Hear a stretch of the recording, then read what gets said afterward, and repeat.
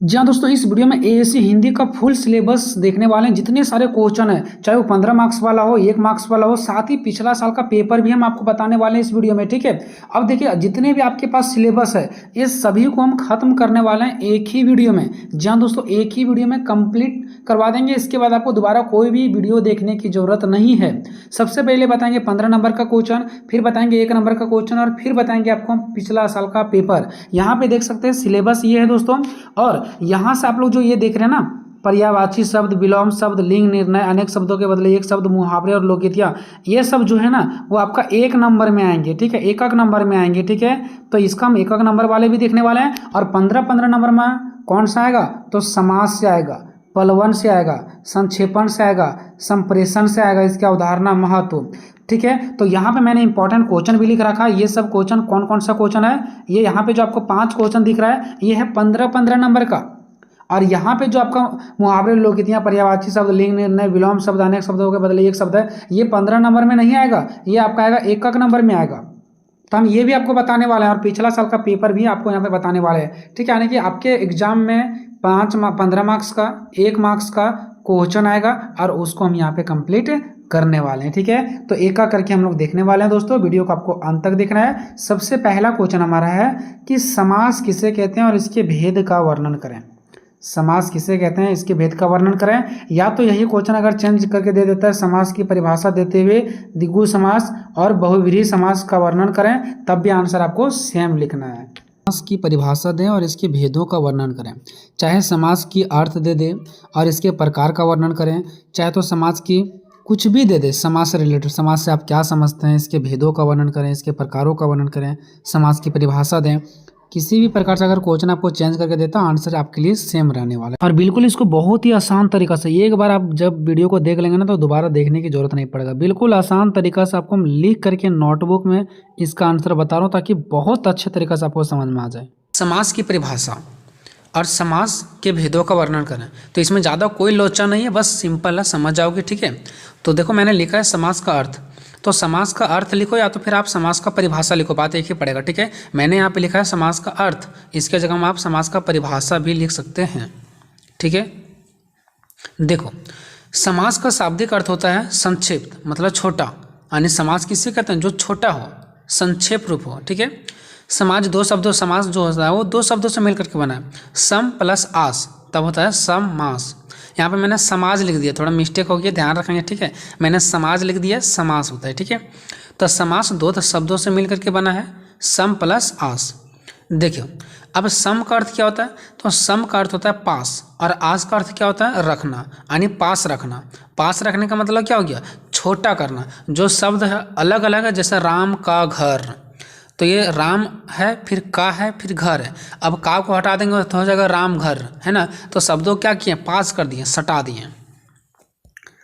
Next देखिए, समास का अर्थ होता है 2 अलग अलग शब्दों को पास रखना, यानी कि 2 या 2 से अधिक शब्दों के मेल से जो नया शब्द बनता है उसे हम समास कहते हैं। देखो मैंने आपका परिभाषा ये है, उधर अर्थ में लिख सकते हैं और यहाँ से आप परिभाषा में भी लिख सकते हैं। कहाँ से, तो देखो समास का अर्थ होता है 2 या तो फिर आप 2 से ज़्यादा भी लिख सकते हैं। ठीक है, 2 या 2 से ज़्यादा अलग अलग शब्दों को पास रखना, यानी कि 2 या 2 से अधिक शब्दों के मेल मतलब मिलावट, 2 या 2 से अधिक शब्दों के मेल से जो नया शब्द बनता है उसे हम समास कहते हैं। ठीक है, बस एक चीज़ आप लोग कान में खोल करके सुन लो, 2 या 2 से अधिक शब्दों जब मिल जाता है और नया शब्द बनता है तो उसे हम समास कहते हैं। ठीक है, नया शब्द जो बनता है, जैसे एग्जाम्पल गंगा का जल।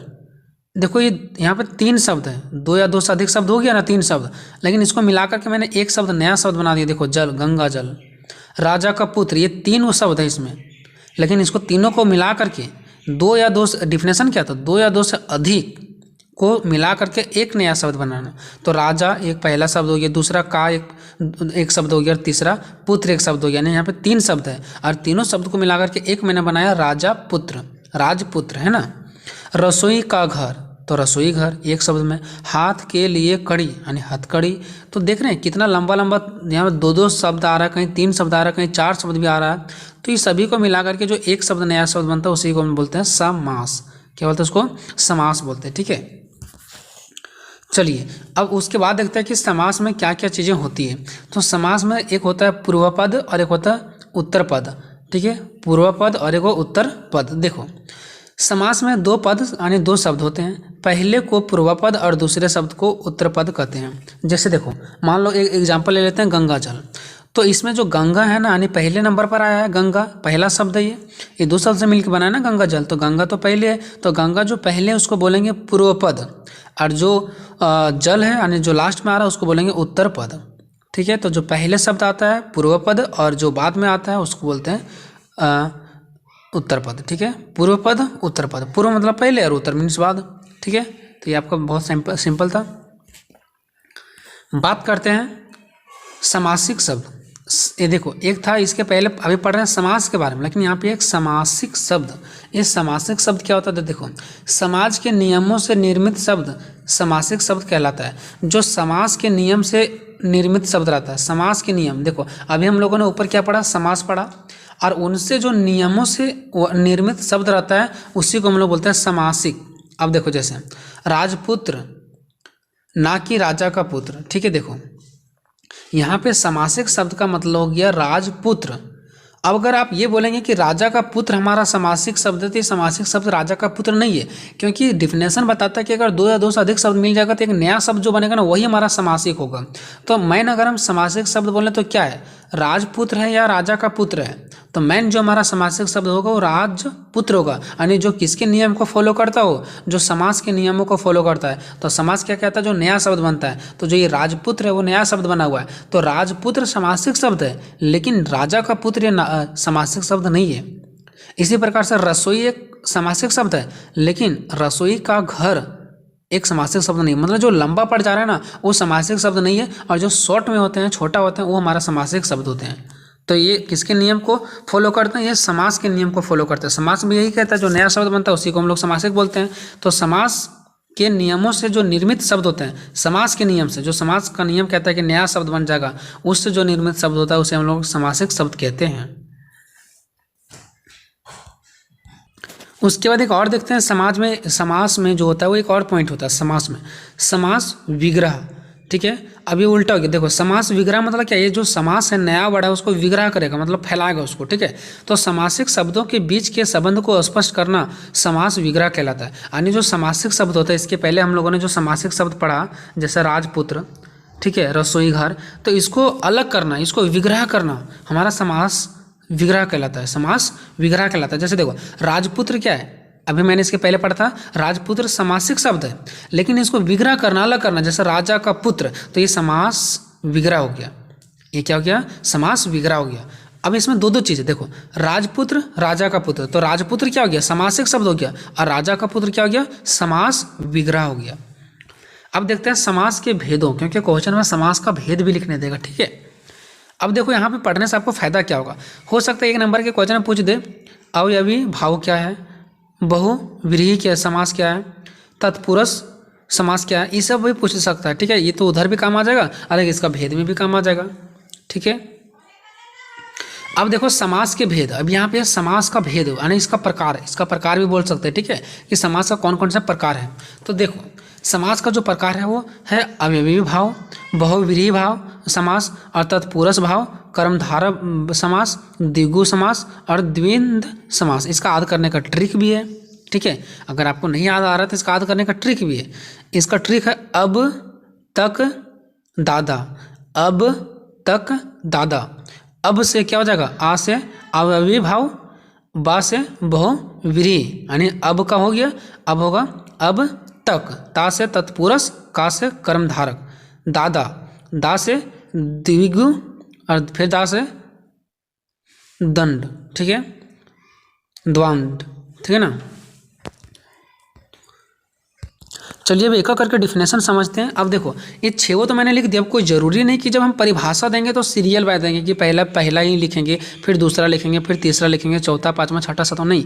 आप प्रकार लिख दिए ना वहाँ पे भेद 6। अब आपका जो सबसे पहले जानते हैं वो आप पहले बना सकते हैं, इससे कोई दिक्कत नहीं होता। ठीक है, तो चलो मैंने सबसे पहले द्वादंध समाज को मैंने बनाने का प्रयास किया कि द्वादंध समाज क्या है। ठीक है, देखो, जिस समास से दोनों पद प्रधान होते हैं, दोनों पद का मतलब दोनों शब्द प्रधान होते हैं। इसमें आप सभी को पता है कि समास में दो शब्द या तो दो शब्द से अधिक वाले भी जुड़े रहते हैं। तो जिस समास में दोनों शब्द प्रधान होते हैं, प्रधान मतलब मेन होते हैं, प्रिंसिपल होते हैं, उसे द्वंद्व समास कहते हैं। यानी जिस समास में दोनों प्रधान होते हैं, दोनों शब्द मेन होते हैं, दोनों शब्द मेन होते हैं, उसे हम द्वंद्व समास कहते हैं। जैसे देखो, मारपीट, मार भी प्रधान है, मार भी इंपॉर्टेंट और पीट भी इंपॉर्टेंट है। अगर हम सिर्फ मार बोलेंगे तो कोई नहीं समझ पाएगा। दिन रात, देखो वो लड़का दिन काम करता है तो इसका मतलब दिन काम कर रहा है, लेकिन दिन रात मतलब दिन रात काम कर रहा है। तो ये दोनों शब्द क्या है, मतलब ये इंपॉर्टेंट है। और इस शब्द को पहचानने का सबसे बढ़िया तरीका है कि दोनों के बीच में डैश का साइन लगा रहता है। जैसे देख सकते हैं, मारपीट के बीच में एक चिन्ह लगा हुआ है, दिन रात के बीच में एक चिन्ह लगा हुआ है, ठीक है। तो ऐसे शब्दों में लगा रहता है। तो द्वंद्व समास क्या है, तो द्वंद्व समास है वह समास जो दोनों पद प्रधान होते हैं, ठीक है, उसे हम बोलते हैं द्वंद्व समास, ठीक है।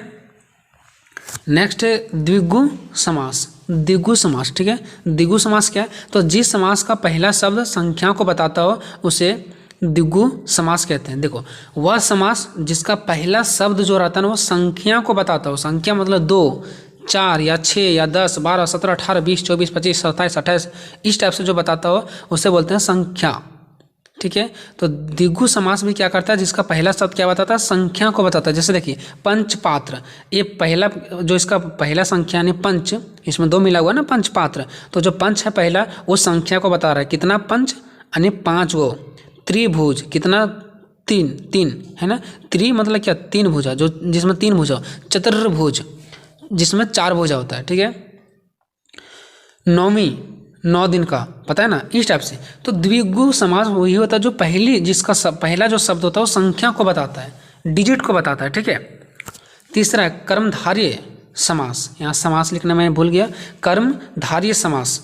तो जिस समास के एक पद विशेषण होता है तथा दूसरा पद विशेष्य होता है। अब देखो, मैं आपको अच्छा से समझाता हूँ कि विशेषण क्या होता है और विशेष क्या होता है। जैसे मैं बोलूँगा राम अच्छा है, तो राम जो है ना, पहला आदमी, जिस आदमी का बात चल रहा है, राम अच्छा है, पवन अच्छा है, घर अच्छा है, तो किसका बात चल रहा है, राम का, पवन का, घर का। तो जिसका बात चलता है, जो अच्छा होता है, उसको बोलते हैं विशेष्य। राम विशेष्य हो गया, पवन विशेष्य हो गया, घर विशेष्य हो गया, कॉपी अच्छा है तो कॉपी विशेष्य हो गया। लेकिन विशेषण क्या है, जिसको हम लोग उसका अच्छा ही बताते हैं। जैसे क्या बोल रहे थे, राम अच्छा है तो अच्छा उसका विशेषण हो गया। अब मैं आपको कंप्लीट बताता हूँ।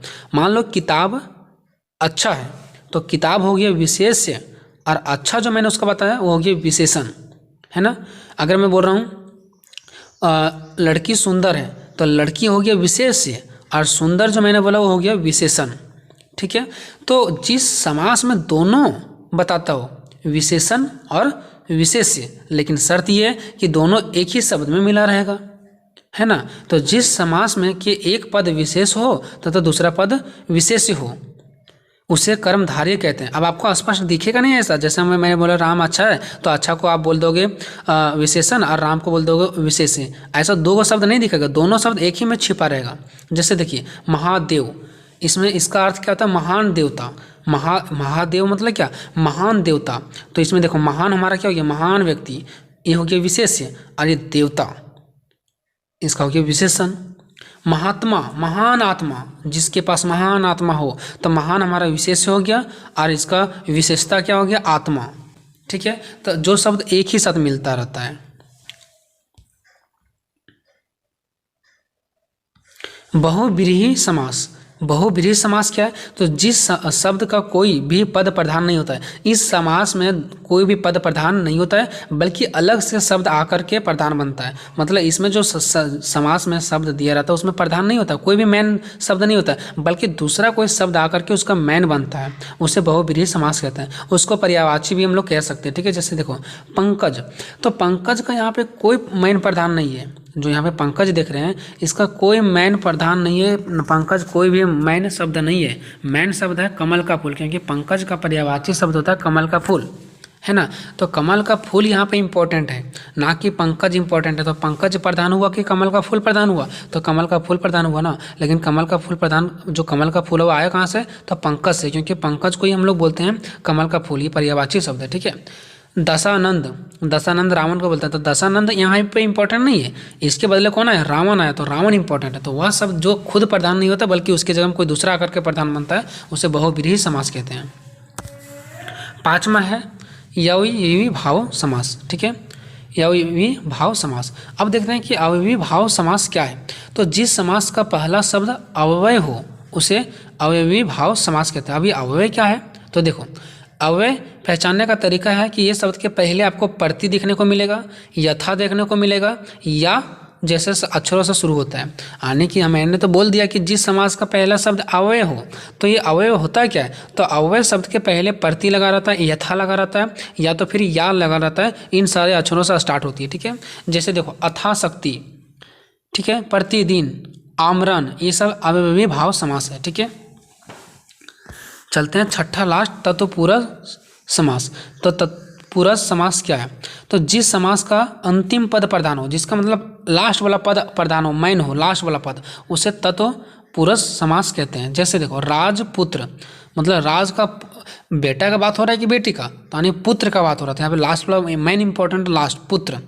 दानवीर, दान तो सब कोई देता है, लेकिन दानवीर कौन है, तो वीर, वीर मतलब लास्ट वाला इंपॉर्टेंट है। देखो स्वर्गवास, स्वर्ग तो जाते हैं लेकिन वास इंपॉर्टेंट है यहाँ पे, ठीक है। तो जिसका अंतिम पद इंपॉर्टेंट है उसे हम तत्पुरुष समास कहते हैं, ठीक है। बात करते हैं दोस्तों क्वेश्चन नंबर दूसरा। क्वेश्चन नंबर दूसरा कि पलवन किसे कहते हैं, उदाहरण सहित वर्णन करें। पलवन किसे कहते हैं, उदाहरण सहित क्या करना है, आपको वर्णन करना है। या तो ये चेंज करके आपको दे सकता है कि पलवन किसे कहते हैं, पलवन की विशेषताओं पर प्रकाश डालिए। पलवन किसे कहते हैं, उदाहरण सहित विवेचना कीजिए। क्वेश्चन मोस्ट इंपॉर्टेंट है। देखिए सबसे पहले आप सभी को याद होगा संक्षेपण, संक्षेपण और पलवन ये दोनों एक दूसरे के उल्टा है, ठीक है। संक्षेपण क्या होता था, बड़े चीज़ों को छोटा करना, ठीक है, और पलवन का मतलब होता है छोटी चीज़ों को बड़ा करना। जैसे फॉर एग्जांपल 4 पेज का कहानी है, तो 4 पेज का कहानी को हम पढ़ करके उसको हम 1 पेज में लिख देंगे, ठीक है, जो इंपॉर्टेंट चीज़ है, ठीक है। तो 4 पेज की कहानी को मैंने 1 पेज में लिखा, ठीक है, उसका सारांश को मैंने लिख दिया, तो उसको बोलते हैं संक्षेपण, संक्षेप करना, छोटा करना। लेकिन आप लोग कविता देखते होंगे, कविता रहता है 4 लाइन का, लेकिन उसका अर्थ निकलता है 4 पेज का, ठीक है। तो वो कविता छोटा था, उससे को हम लोग को बड़ा करना होता है, ठीक है, तो उसको कहते हैं पलवन, ठीक है। पलवन का मतलब था विस्तार करना, छोटी चीज़ों, जो जकड़ा हुआ शब्द है उसको विस्तार करके बड़े बड़े शब्दों में लिख करके उसको सरल बनाना, सिंपल बनाना, ठीक है। तो देखिए पलवन का अर्थ क्या होता है, पलवन का अर्थ होता है विस्तार करना या बड़ा करना, अर्थात किसी भी अर्थ या भाव का विस्तार करना पलवन कहलाता है। किसी भी कोई भी अर्थ हो गया, कोई भी भाव हो गया, उसको बड़ा कर देना, विस्तार कर देना, पलवन कहलाता है, ठीक है। ये आप कविता से भली बात ही समझ सकते हैं, क्योंकि कविता में ऐसे ऐसे डिफिकल्ट वर्ड होते हैं ना, जिसका वो रहते कविता 4 लाइन का है, लेकिन उसका अर्थ बहुत बड़ा निकलता है, ठीक है।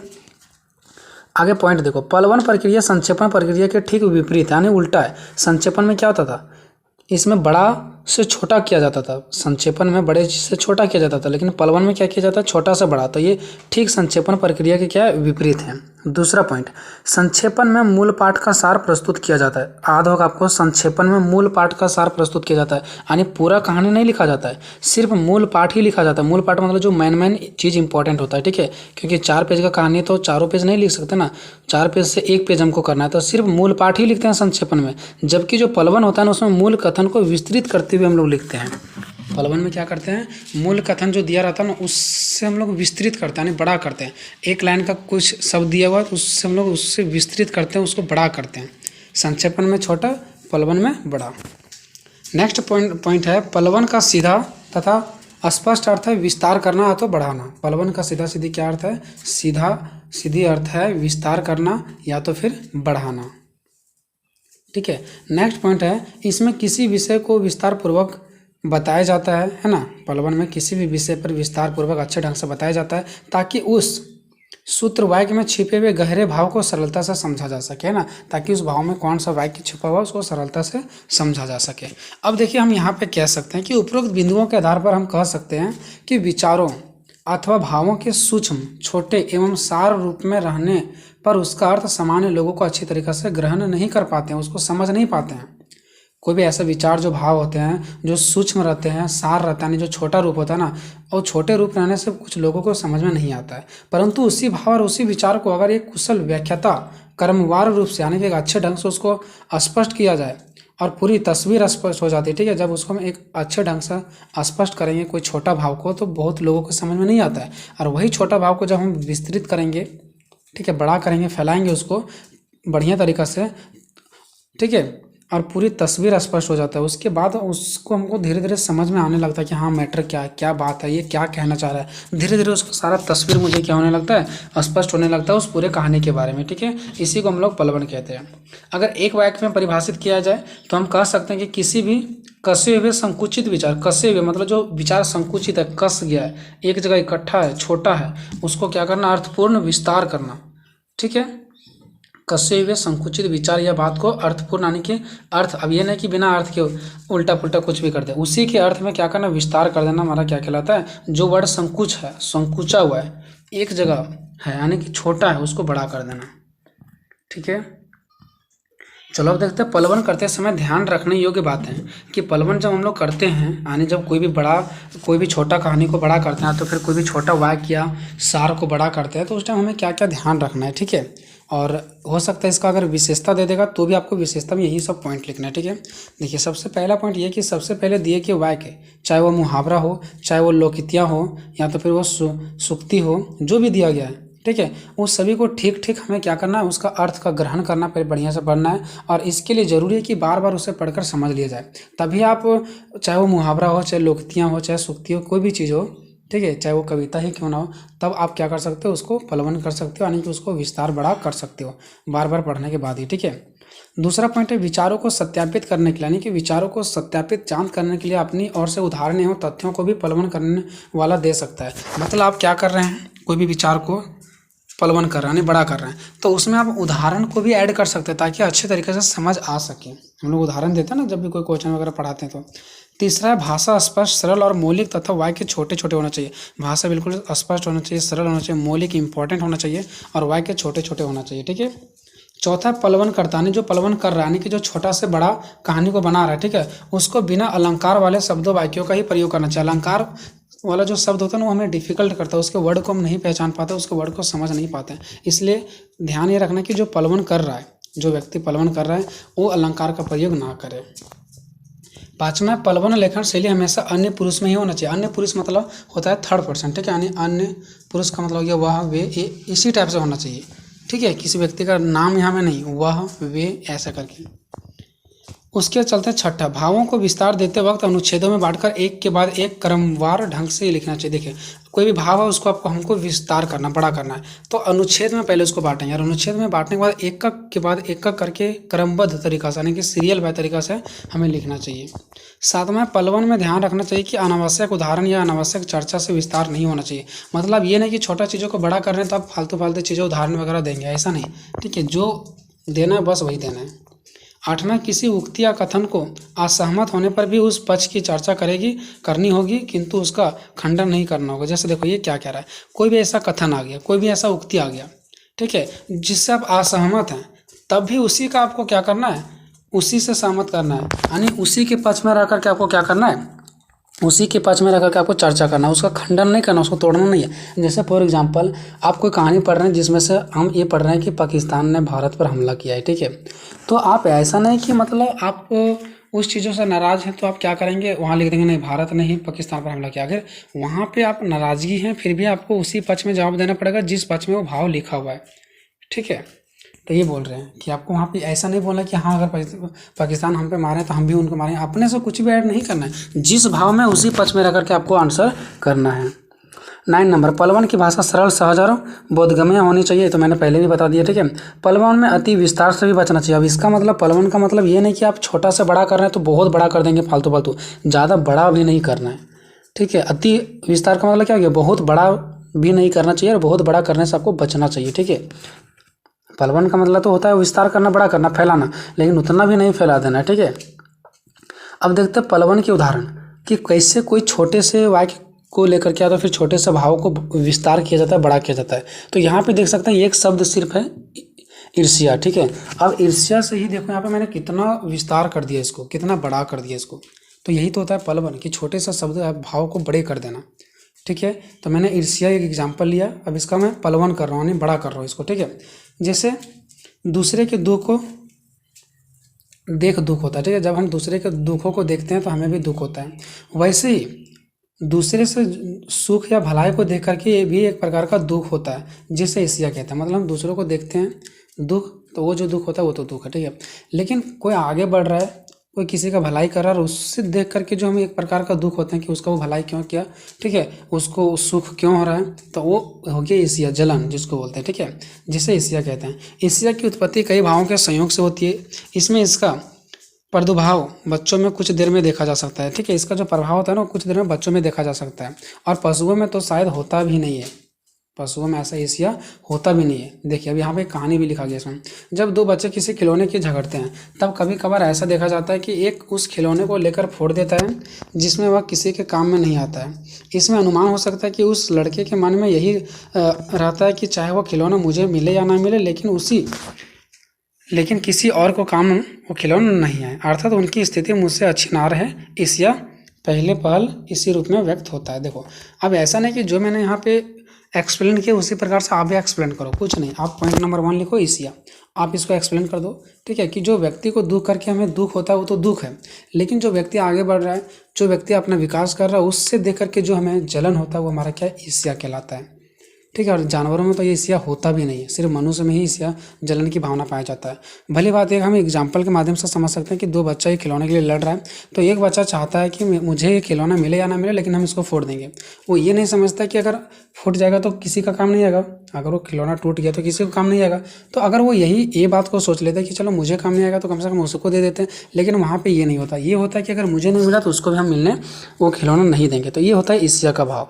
तो ये देखो मैंने यहाँ पे ईर्ष्या था, इसका पलवन क्या नहीं, छोटा था, इसको मैंने बड़ा रूप किया तो इतना सारा इसका सार निकला। सेम इसी प्रकार से लालच बड़ी बुरी भला, एक कहानी सुनेंगे आप लोग, ठीक है। तो ये यहाँ पे एक पॉइंट डालना आपको, लालच बड़ी बुरी भला है, ठीक है। अभी एक पॉइंट है यहाँ पे, एक वाक्य एक तरह से समझो तो, ठीक है। अब इससे देखो कितना यहाँ पे पलवन किया गया, कितना अर्थ इसका बड़ा निकाला गया, ठीक है। यहाँ पे क्या, लालच एक ऐसी मनोवृत्ति है जिसमें व्यक्ति अपना विवेक और बुद्धि दोनों खो देता है, ठीक है। यह बात एक बाल कहानी से सिद्ध होता है, जिसमें एक मनुष्य के पास एक मुर्गी थी, ठीक है, जो रोज़ एक सोने का अंडा देती थी। देखो ये कहानी में आपको ज़्यादा समय नहीं लूँगा, याद होगा आप लोग का लालच बड़ी बुरी भला क्या है। इसमें कौन सा कहानी लिखा गया मैं आपको बता सकता हूँ, आप दूसरा कहानी भी ऐड कर सकते हैं, कोई दिक्कत नहीं है, ठीक है। एक मुर्गी थी, सोने की अंडा देती थी, तो उसका जो मालिक था उसने ये सोचा कि लालचीपन उसके अंदर आ गया, ठीक है, कि जो डेली हम एक एक अंडा लेंगे, क्यों ना हम मुर्गी के पेट से एक ही बार में उसको मार करके सारा सोने का अंडा निकाल लें। तो ऐसा होता है क्या, फिर जब उसको मार दिया गया तो पता चला एक भी अंडा नहीं मिला। तो इसलिए कहा जाता है कि जो लालच है ना वो बड़ी बुरी भला है, ठीक है। तो ये कहानी आपको यहाँ पे पूरा लिख देना, ठीक है, मैं आपका ज़्यादा समय नहीं लूँगा। और नीचे देखो यहाँ पे क्या लिखा गया, इस प्रकार अपने लालच के चलते उस व्यक्ति के सामान्य बुद्धि भी समाप्त हो गई। वह लालच के चलते इतना भी नहीं सोच सका कि मुर्गी के पेट में बहुत से अंडे एक साथ नहीं हो सकते हैं। इसलिए कहा जा सकता है कि लालच बड़ी बुरी भला है, ठीक है। आप यहाँ पे दूसरा कहानी भी ऐड कर सकते हैं, एग्जाम्पल है, कोई भी लिख सकता है, कोई दिक्कत नहीं, ठीक है। अगर इस पर आ जाता है तो मुझे ऐसा लगता है कि आप जितना पेज लिखने के लिए दिया जाएगा उतना पेज आप लिख सकते हैं, ठीक है। नेक्स्ट बात करते हैं क्वेश्चन नंबर 3 का, संक्षेपण क्या है, इसकी परिभाषा, विधि, विशेषताओं और प्रकारों का वर्णन करें। किसी भी प्रकार से आ जाए संक्षेपण से आपको आंसर सेम लिखना है, ठीक है। संक्षेपण क्या है, इसका अर्थ, परिभाषा, विशेषता और इसके प्रकार, ठीक है। और संक्षेपण का विधि बताएंगे आपको हम, ठीक है। तो सबसे पहले आपको ये समझना है कि संक्षेपण होता क्या है। तो संक्षेपण का मतलब होता है दोस्तों बड़ा चीज़ों को छोटा कर देना, ठीक है, बड़े चीज़ों को छोटा कर देना। आप लोग पढ़े होंगे प्रेसिस राइटिंग, ठीक है, बड़ा चीज़ों को छोटा करना। मतलब कोई अगर 10 लाइन में है ना, कोई भी चीज़ अगर 10 लाइन में है तो उसके सिर्फ इम्पॉर्टेंट चीज़ों को ही 3 लाइन में लिख देना, 1/3 भाग में। अगर मान लो 100 लाइन में लिखा हुआ है तो उसको आपको 30 लाइन में लिख देना है, 1/3 भाग में, ठीक है। बड़ा को छोटा कर देना ही संक्षेपण कहलाता है। आप लोग सुने होंगे संक्षेप में बताइए, शॉर्टकट में बताइए, वही हमारा संक्षेपण होता है। संक्षेपण का अर्थ है सार, सार मतलब शॉर्टकट, अर्थात किसी दिए हुए लेख, अगर कहीं आपको लेख दिया हुआ है या तो कोई टिप्पणी दिया हुआ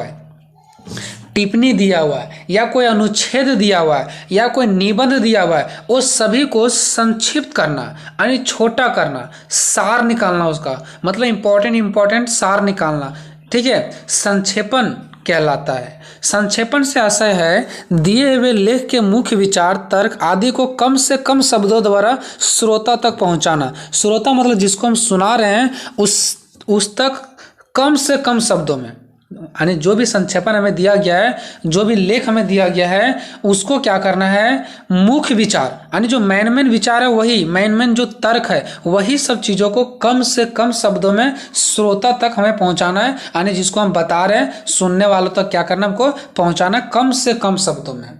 ठीक है, यानी कोई भी निबंध, कोई भी लेख, कोई भी अनुच्छेद को कम से कम शब्दों में व्यक्त करना संक्षेपण कहलाता है।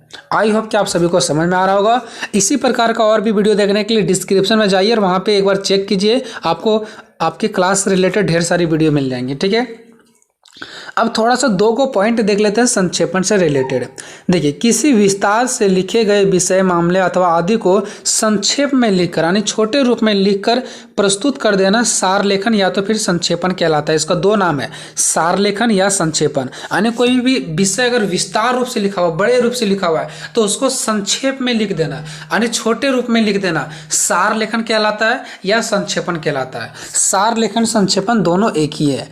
पॉइंट नंबर दूसरा, देखिए वही सब चीज यहाँ पे बताया गया, सब एक ही चीज है, बस थोड़ा थोड़ा चेंज किया जा रहा है ताकि थोड़ा पेज भी तो भरना है ना हमको। दूसरा पॉइंट क्या है, इसमें अनावश्यक बातें यानी जो फालतू की बातें हैं, संदर्भ, तर्क, वितर्क आदि को हटा दिया जाता है। यानी जो अनावश्यक बातें होते हैं, अनावश्यक शब्द होते हैं, जो महत्वपूर्ण नहीं होती है, उसको हटा दिया जाता है। और इसमें सिर्फ और सिर्फ मूल विचार यानी इंपॉर्टेंट विचार, इंपॉर्टेंट तथ्यों को, इंपॉर्टेंट भावों को ही रखा जाता है। इसके अलावा जो फालतू की चीजें होता है उसको रखा नहीं जाता है। तो यहाँ तक हम लोगों ने समझे कि संक्षेपण का अर्थ क्या होता है और संक्षेपण से रिलेटेड दो पॉइंट हम लोगों ने पढ़ा। अब बात करते हैं संक्षेपण की परिभाषा का। अब संक्षेपण की परिभाषा हम लोग तो अपने तरीका से यहाँ पे बता दिए संक्षेपण का अर्थ। ठीक है, अब संक्षेपण का जो परिभाषा है ना, वो कुछ विद्वानों के द्वारा देखेंगे, जो कुछ विद्वान, कुछ महान लोग संक्षेपण के बारे में क्या बताए हैं उसके बारे में हम लोग देखेंगे। ठीक है, तो ये देखिए संक्षेपण की प्रमुख परिभाषाएं हैं। एक हमारे विद्वान हैं डॉक्टर कैलाश चंद्र अग्रवाल, तो देखेंगे इसने संक्षेपण के बारे में क्या बताए हैं। और दूसरा है हमारे JBC बर्नार्ड, ठीक है, इसने संक्षेपण के बारे में क्या बताएं। ठीक है, ये दो हमारे विद्वान हैं। तो देखिए डॉक्टर कैलाश चंद्र अग्रवाल ने क्या बताया है संक्षेपण के बारे में। तो इन्होंने बताया कि संक्षेपण एक स्वतःपूर्ण रचना होती है, स्वतःपूर्ण रचना होती है। उसमें मूल अवतरण की सभी आवश्यक बातों को संक्षिप्त रूप में प्रस्तुत किया जाता है। मतलब डॉक्टर कैलाश चंद्र अग्रवाल का ये कहना है, इन्होंने ये बोले कि जो संक्षेपण होता है ना, वो क्या होता है, मूल विषयों यानी कि जो आवश्यक बात होता है ना, उसका एक संक्षिप्त रूप है। ठीक है, संक्षिप्त रूप में प्रस्तुत कर देना, यानी कि जो आवश्यक बातें होता है, कोई भी लेख का, कोई भी टिप्पणी का, कोई भी अनुच्छेद का आवश्यक बातों को, जो उसमें आवश्यक बातें है, उसको संक्षिप्त रूप में प्रस्तुत कर देना, संक्षिप्त मतलब छोटे रूप में प्रस्तुत कर देना, यही हमारा संक्षेपण है। ये कहना है डॉक्टर कैलाश चंद्र अग्रवाल जी का। ठीक है, अब देखते हैं JBC बर्नार्ड के अनुसार। तो इन्होंने ये बताया कि जो संक्षेपण है वो किसी लिखित सामग्री के आधारभूत तथ्यों का सुनियोजित संक्षिप्त इतिवृत्त है। मतलब संक्षेपण, इनका भी वही कहना है कि जो संक्षेपण है ना, वो किसी भी लिखित सामग्री, जो लिखी हुई सामग्री ना, उसके आधारभूत तथ्य यानी इंपॉर्टेंट चीज़ों का ही सुनियोजित संक्षिप्त यानी छोटे इतिवृत्त है, यानी छोटे रूप है।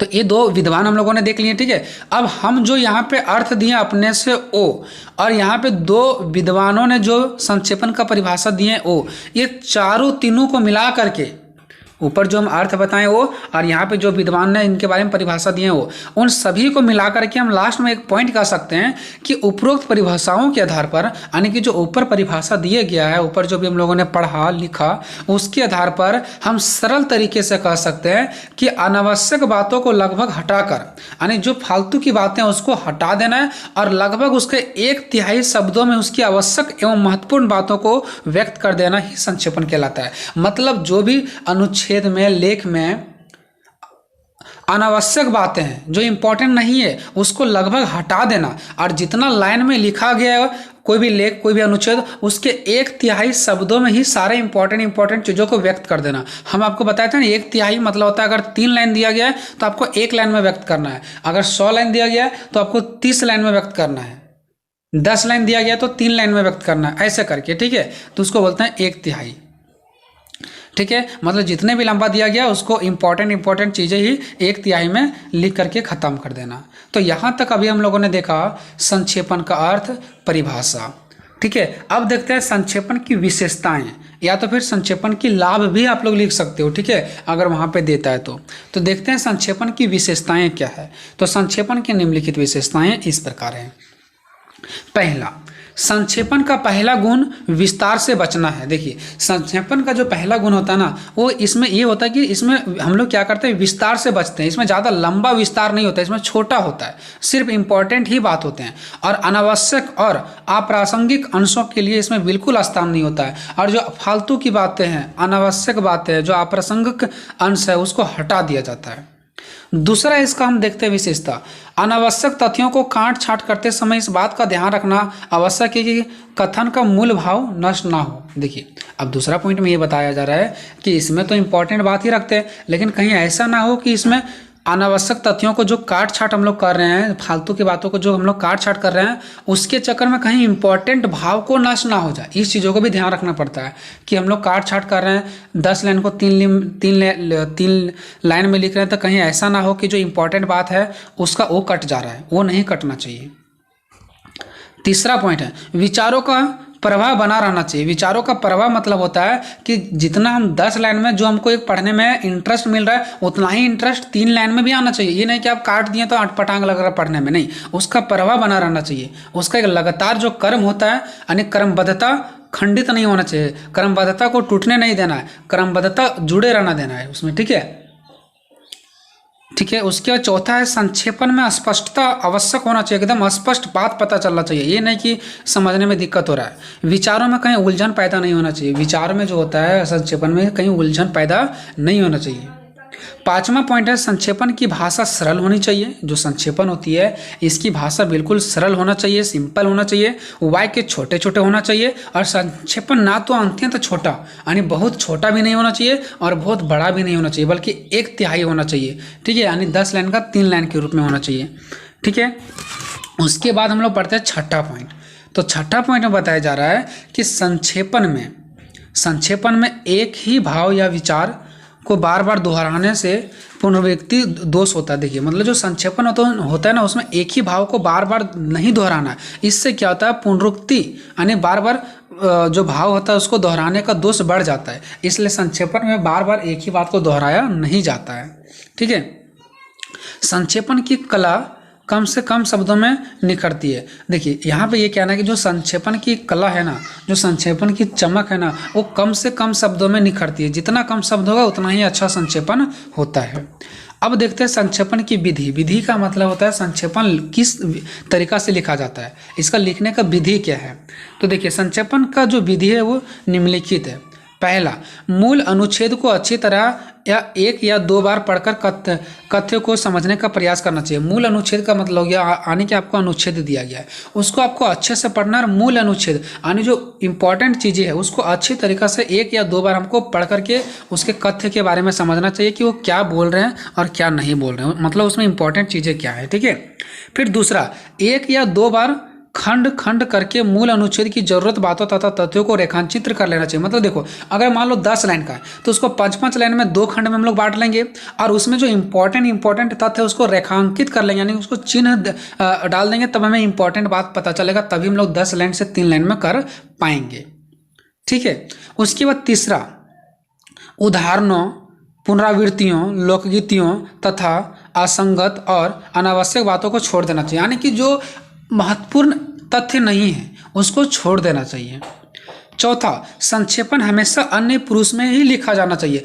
अन्य पुरुष का मतलब होता है दोस्तों कि तीसरे, थर्ड पर्सन, यानी कि देखिए हाँ, एक तो होता है, देखिए मान लिया जाए कि हम आपको कोई कहानी सुना रहे हैं, तो हम होंगे सुनाने वाले, आप होंगे सुनने वाले। तो जो हम संक्षेपण जो कहानी सुना रहे हैं वो किसी और के बारे में होगा। मान लो कि मैंने कहानी बहुत सुना है, मतलब 1 घंटा का कहानी, और हम आपको 10 मिनट में सुनाएंगे, तो वो जो कहानी हो गया क्या वो मेरा है, क्या वो आपका है, नहीं किसी और का है, यानी वो अन्य पुरुष का है, तो हिंदी में थर्ड पर्सन अन्य पुरुष कहते हैं, ठीक है। यानी वो किसी और का, जो कि मैं आपको सुना रहा हूँ, यानी कि तीसरा आदमी समझो। तो हम पहला आदमी बोलने वाले हो गए, आप दूसरा आदमी सुनने वाले हो गया, हम कहानी बता रहे हैं तीसरा आदमी के बारे में। तो वही बताया जा रहा है कि संक्षेपण हमेशा अन्य पुरुष में ही लिखा जाना चाहिए। पाँचवा, छोटे छोटे वाक्यों का प्रयोग करना चाहिए, ठीक है। सातवां, अपनी तरफ से किसी भाव अथवा विचार को नहीं जोड़ना चाहिए। ये नहीं कि आप अपने तरीक़ा से झूठ को ऐड कर दे रहे हैं। 10 लाइन में लिखा गया है कुछ कुछ के बारे में, और आप वहाँ पे 10 से 3 लाइन में आप अपने तरीक़ा से कर दे रहे हैं। नहीं, उसी चीज़ों के बारे में आपको बताना है जो चीज़ वहाँ पे आपने देखा है, जो चीज़ वहाँ पे लिखा है। ये नहीं कि अपने तरीक़े से कुछ ऐड करेंगे, ऐसा नहीं होना चाहिए। सातवां पॉइंट है, कभी कभार संक्षेपण के लिए शब्दों की संख्या दी गई होती है, उसका अथासंभव पालन करना चाहिए। कभी कभी वहाँ पे लिखा रहता है, ठीक है, संक्षेपण कि आपको इतना ही शब्दों में लिखना है, तो उसका भी आपको पालन करना है, ठीक है। ये नहीं कि आपको 100 वर्ड में लिखने के लिए बोला गया और आप वहाँ पे 150-200 वर्ड में लिख दिए, ठीक है। तो कभी कभी संक्षेपण के शब्दों की संख्या दी गई होती है, उसी को हमको क्या करना है, पालन करना है। उसके बाद लास्ट हमारा है 8वां नंबर, संक्षेपण का आकार मूल अनुच्छेद के आकार का 1/3 होना चाहिए। ये तो मैंने आपको पहले ही बताया था कि जो मूल अनुच्छेद होता है, यानी मेन जो अनुच्छेद दिया गया होता है 10 लाइन का, वो आपको 1/3 में कर देना है, ठीक है। अब देखते हैं दोस्तों संक्षेपण के प्रकार। तो संक्षेपण के टोटल 4 प्रकार होते हैं। पहला स्वतंत्र संक्षेपण। स्वतंत्र संक्षेपण जो होता है वो हम लोग स्कूलों में यूज करते हैं, कॉलेजों में यूज करते हैं, जहाँ पे पैसेज दिया रहता है, प्रेसिस राइटिंग दिया रहता है 10 लाइन का, उसको हम लोग छोटे में करके 3 लाइन में करते हैं, नोट्स आप लोग बनाए होंगे, ठीक है, ऐसे करके। तो यह संक्षेपण का एक सामान्य प्रकार है। ये भी स्वतंत्र संक्षेपण एक संक्षेपण का ही प्रकार है, जिसमें किसी लेखांश मतलब होता है पैसेज का संक्षेप कराया जाता है। संक्षेप मतलब छोटा कराया जाता है, जैसे स्कूलों, कॉलेजों और पाठ्यपुस्तकों आदि में, ठीक है। इसको ही संक्षेप के नाम से जाना जाता है। इसे स्वतंत्र संक्षेप कहा जाता है, ठीक है। दूसरा हो गया प्रवाहमान संक्षेपण। प्रवाहमान संक्षेपण दे, प्रवाहमान का मतलब ये होता है दोस्तों रुकना नहीं, चलते जाना, ठीक है। प्रवाहमान का मतलब होता है बहते जाना, ठीक है। अब ये क्या, देखिए, जब कार्यालय में निस्तारण, इसका मतलब होता है समाधान के लिए ऐसा विषय आता है जिसमें पहले से पत्राचार हो रहा हो, या पहले कुछ निर्णय हो चुका हो, या आदेश आदि दिए जा चुके हो, तब उन पूर्वागामी पत्रों, निर्णय आदि का प्रवाहमान संक्षेपण करके टिप्पणी के साथ रख दिया जाता है। वह प्रवाहमान संक्षेपण फाइल के साथ अलग अलग कवर में रखा जाता है। जैसे मान लीजिए जाए को कार्यालय है, वहाँ पे किसी का मान लीजिए कि केस चल रहा है, ठीक है। अब केस चल रहा है तो बार बार मान लीजिए, अब वो मेरा मैटर सुन लिया कि मेरे घर में ये हुआ था, ज़मीन का लड़ाई था, ये वो पूरा सुन लिया गया था, ठीक है। तो क्या फिर से जब कभी ऐसा होगा कोई प्रॉब्लम, तो फिर से वो सुना जाएगा? जब मेरा फाइल निकाला जाएगा तो क्या फिर से वो इतना लंबा चौड़ा सुना जाएगा? बिल्कुल नहीं। मान लो कोई नया अधिकारी आ गया, तो फिर क्या वो मेरे बारे में इतना सुनेंगे? कल फिर अधिकारी चेंज हो गया तो फिर इतना सुनेंगे? नहीं, बल्कि फर्स्ट में मेरे इतना बड़ा बातों को छोटा बना करके फाइल में एक रख दिया गया, ठीक है, फाइल के साथ कवर करके रख दिया गया। अब अगले अधिकारी उसको पढ़ेंगे, देखेंगे हाँ ऐसे ऐसे मैटर था, सॉल्व हो रहा है तो वो करेंगे। अगर नहीं हुआ तो फिर से एक कागज़ बना करके मेरा ही फाइल में एक अलग कवर में बना करके रख देंगे कि सेकेंड बार में इसका मुद्दा यहाँ तक पहुँचा, थर्ड बार में इसका मुद्दा यहाँ तक पहुँचा। मतलब उसको बड़ा से धीरे धीरे छोटा छोटा करते ही जाएंगे और ये रुकते नहीं हैं। तो इसको बोलते हैं प्रवाहमान संक्षेपण। और ये कार्यालय में ही किया जाता है। जैसे मान लो कोई प्रॉब्लम होगी, उसके समाधान के लिए कोई ऐसा विषय आ जाता है जिसमें पहले से ही काम उसमें चल रहा है, या तो पहले से ही कोई निर्णय हो चुका है, या पहले से ही कोई आदेश दिए जा चुके हैं, और तब पूर्वागामी पत्रों, निर्णय आदि का प्रवाहमान संक्षेपण करने टिप्पणी के साथ रख दिया जाता है। तो उसको क्या कर दिया जाता है? उसको छोटा रूप करके, उसको जो भी आदेश या निर्णय दिया गया था उसको छोटा करके फाइल में कवर के साथ रख दिया जाता है, ठीक है। वह प्रवाहमान संक्षेपण फाइल के साथ अलग कवर में रखा जाता है, ठीक है। मान लिया जाए कि मेरा एक फाइल है, तो जैसे जैसे मेरा मुद्दा बढ़ते गया उसको अलग अलग कवर में करके रखते गए, तो ये होता है प्रवाहमान संक्षेपण, ठीक है। तीसरा है तालिका संक्षेपण। देखिए ये बहुत दिनों से चले आ रहा है, ठीक है। ये जो संक्षेपण है ये बहुत दिनों से चले आ रहा है। इसको क्या होता है पता है? ये लंबे पत्राचार के संक्षेपण में एक से अधिक वैज्ञानिक पद्धति की सहायता लेनी पड़ती है। इसमें क्या होता है पता है? एक से अधिक वैज्ञानिकों की क्या होती है? सहायता लेनी पड़ती है। ये नहीं कि एक ही वैज्ञानिक बड़ा को छोटा कर दिया, नहीं। मान लीजिए जब मुझे कोई भी चीज़ पर विचार करना है तो एक ही वैज्ञानिक बोल देंगे नहीं ये ऐसे हो जाएंगे, तो ऐसे नहीं। बहुत सारे वैज्ञानिकों का मुझे क्या करना पड़ता है? उसका विचार लेना पड़ता है और उसको अलग अलग कॉलम में अलग अलग वैज्ञानिकों का लिखा जाता है, अलग अलग उसका सार लिखा जाता है कि वो क्या बोल रहे हैं, और फिर लास्ट में इसका निष्कर्ष निकाला जाता है। ठीक है, और इसका लिखने का तरीका है क्षैतिज और ऊर्ध्वाधर कॉलम बनाया जाता है। क्षैतिज मतलब होता है एक लंबा लाइन खींचा जाता है नीचे से और एक ऊपर से, जैसे कि आप लोग यहाँ पे कॉलम देख रहे हैं। क्षैतिज और ऊर्ध्वाधर का मतलब होता है एक नीचे लाइन एक ऊपर लाइन। ठीक है, और इसमें कुल 6 कॉलम होते हैं। पहला कॉलम में कर्म संख्या होता है, दूसरा में होता है पत्र संख्या, तीसरा में होता है दिनांक, चौथा में होता है प्रेषक, और पांचवा में होता है प्रेषिती प्रापक। ठीक है, प्रेषिती प्रापक, और चौथा ये नेक्स्ट होता है विषय वस्तु। आप लोग यहाँ पे देख पा रहे होंगे। ठीक है, ये वाले। ठीक है, चलिए उसके बाद हम लोग नेक्स्ट चलते हैं। चौथा, सौतापूर्ण संक्षेपण। ये सौतापूर्ण संक्षेपण क्या है? तो मंत्रिमंडल की परिषद के सामने चर्चा या निर्णय के लिए विभागों से जो विषय प्रस्तुत किए जाते हैं उनमें प्रत्येक के साथ सौतापूर्ण संक्षेपण प्रस्तुत किया जाता है। देखिए, मंत्रिमंडल हो गया, तो मंत्रिमंडल की परिषद के सामने, जो मंत्रिमंडल होता है उसके परिषद के सामने कोई चर्चा या कोई निर्णय के लिए विभाग द्वारा, उसके जो विभाग है उसके द्वारा जो मंत्रिमंडल या परिषद को कोई जो विषय वस्तु देते हैं वो छोटा रूप करके ही देते हैं उसको।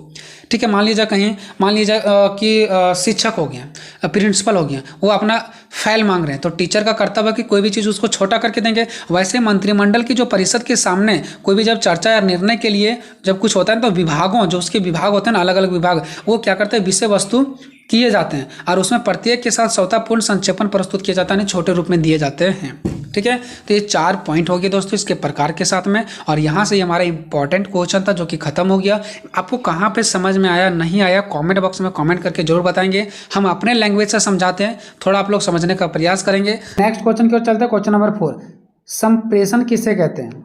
संप्रेषण की प्रक्रिया का वर्णन कीजिए। पिछले बार कई बार पूछा गया। ठीक है, चलिए, चाहे क्वेश्चन दे दे संप्रेषण किसे कहते हैं, संप्रेषण की प्रक्रिया का वर्णन करें, या तो संप्रेषण का अर्थ दे दे, परिभाषा दे दे, प्रकार दे दे, प्रक्रिया दे दे, विशेषता दे दे, महत्व दे दे, कुछ भी दे दे।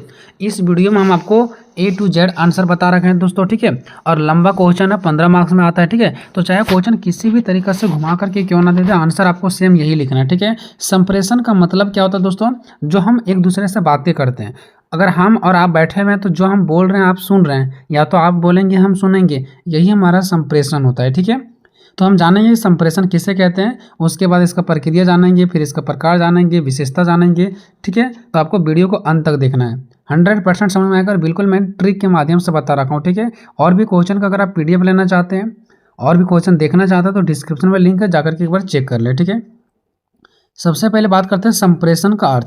तो देखिए दोस्तों, जो संप्रेषण है ना, वो एक लैटिन भाषा के कम्युनिस शब्द से बना है। संप्रेषण एक लैटिन भाषा किससे बना है? कम्युनिस शब्द से बना है। अगर आप इतना ही लिख दोगे ना तो एग्जामिनर बहुत ज़्यादा खुश हो जाएगा और नीचे हो सकता ना भी पढ़े और आपको नंबर दे दे। ठीक है, तो संप्रेषण लैटिन भाषा के कम्युनिस शब्द से बना है, जिसका अर्थ होता है लेना या देना। अब कोई चीज़ें लेना देना नहीं कि मैं आपको कुछ खाने वाला दे दिया, नहीं। जैसे हम आपको कुछ बोल रहे हैं, मतलब आपको मैं दे रहा हूँ, आप कुछ बोल रहे हैं हम सुन रहे हैं, तो वही लेना और देना हो यहाँ पे। ठीक है, चलिए और भी आगे बात करते हैं। इस प्रकार से संप्रेषण का अर्थ है किसी व्यक्ति द्वारा किसी सूचना, भावनाओं या विचारों को एक व्यक्ति से दूसरे व्यक्ति तक पहुँचाना। देखिए, मान लो कि कोई सूचना है, क्या है? कोई सूचना है, कोई भावना है मेरे अंदर, कोई मेरे अंदर विचार है, तो हम दूसरे से शेयर करेंगे, दूसरे के पास, आपके पास शेयर करेंगे, आपको बताएंगे।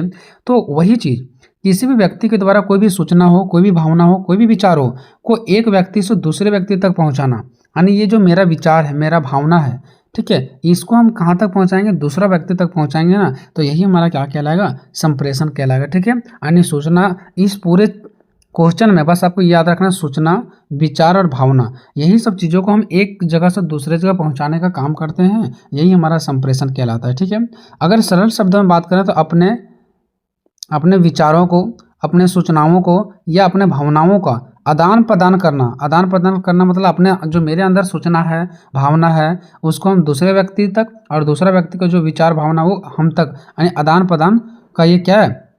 जो हम लोग आदान प्रदान करते हैं ना एक दूसरे से, वही हमारा क्या कहलाता है? तो संप्रेषण कहलाता है। किसका आदान प्रदान करना? तो विचारों का, सूचनाओं का, भावनाओं का। ठीक है,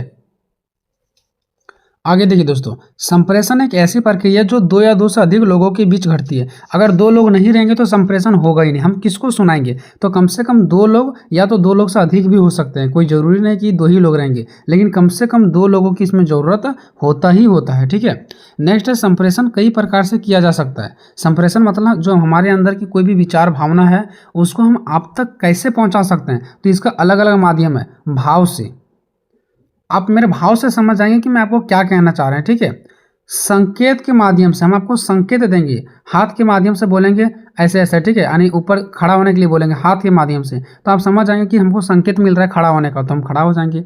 भाषा के माध्यम से हम बोल करके भी आपको बोल सकते हैं, मतलब तीन प्रकार से। अगर हम आपको कुछ कहना चाह रहे हैं ना, तो हम तीन प्रकार से कह सकते हैं। भाव से, ठीक है, हम अपने अंदर की भाव से, जैसे मान लो कोई स्टूडेंट है, कोई टीचर है, तो टीचर का भाव देख रहे हैं कि बहुत ज़्यादा गुस्सा में है, तो ये भाव से हमको पता चल गया कि वो क्या गुस्से में। संकेत के माध्यम से हमें भी पता चल सकता है कि टीचर कैसा क्या बोल रहे हैं, हमको खड़ा कर रहे हैं, हाथ से बोल रहे हैं, मुंह से कुछ भी नहीं बोले बट खड़ा होने के लिए बोले हाथ से, तो ये संकेत दिए हैं। भाषा के माध्यम से भी हो सकता है, यानी कि मुंह से बोल करके भी वो हमें क्या कर सकता है, चीज़ों को बता सकते हैं। तो संप्रेषण कई प्रकार से होता है, भावों से, संकेतों से और भाषा के माध्यम से। चलिए नेक्स्ट हम बात करते हैं संप्रेषण की परिभाषा। संप्रेषण की एक विद्वान है, बहुत बड़े विद्वान है, जिसका नाम है डेविस। डेविस ने संप्रेषण के बारे में क्या परिभाषा दी है वो देखिए आप लोग।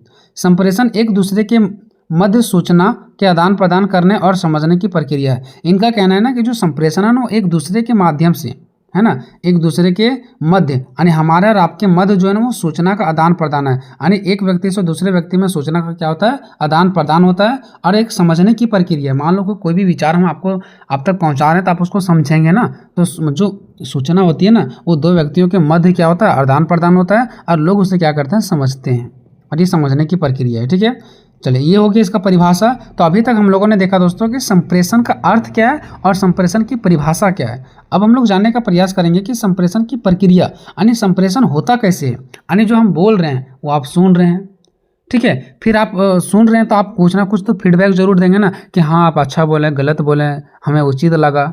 ठीक है, कुछ तो होता है ना। तो यहाँ पे जो प्रक्रिया है ना, संप्रेषण का प्रक्रिया, क्वेश्चन में ज़्यादा पूछा जाता है संप्रेषण का प्रक्रिया। ठीक है, तो सबसे पहले इसमें क्या होता है, प्रेषक होता है। ठीक है, क्या होता है, प्रेषक होता है। अब ये प्रेषक क्या होता है दोस्तों, जो भी आदमी कुछ बोल रहा है ना, वो प्रेषक हो गया। जैसे हम यहाँ पे हैं, ठीक है, और हम बोल रहे हैं, तो हम क्या हो गए, प्रेषक हो गए। ठीक है, अब उसके बाद हम क्या बोलेंगे, कोई ना कोई विचार देंगे, हम कोई ना कोई क्या देंगे, विचार देंगे। ठीक है, अब हम विचार देंगे तो जो हम बोल रहे हैं कुछ, वो कौन प्राप्त करेगा, यानी किसके पास जाएगा, तो प्राप्त करता जो हमारे साथ बैठा हुआ है। जैसे हम हो गए प्रेषक, ठीक है, हम क्या हो गए, प्रेषक हो गए।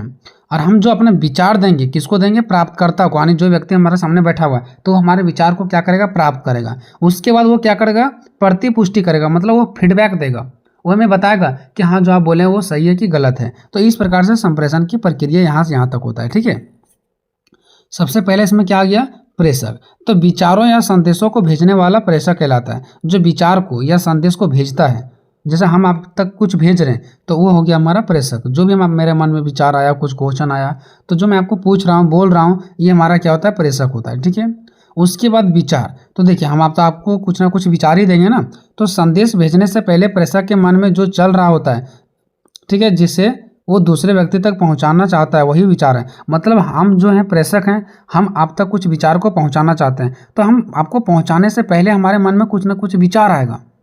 ठीक है, संदेश जो मैं आपको पास भेजूंगा, उससे पहले जो भी मेरे मन में कुछ चल रहा है ना, उसी चीज़ों को मैं आपके तक पहुंचाऊंगा, और जो मेरे मन में चल रहा था ना, वही विचार होता है। ठीक है, उसके बाद प्राप्तकर्ता। प्रेषक जिस व्यक्ति तक अपने विचारों को पहुंचाना चाहते हैं, वह व्यक्ति ही प्राप्तकर्ता कहलाता है। मतलब जहां तक हम अपने विचार को पहुंचाना चाहते हैं, जैसे हम आप तक अपने विचार को पहुंचाने का प्रयास किए, तो आप हो गए प्राप्तकर्ता।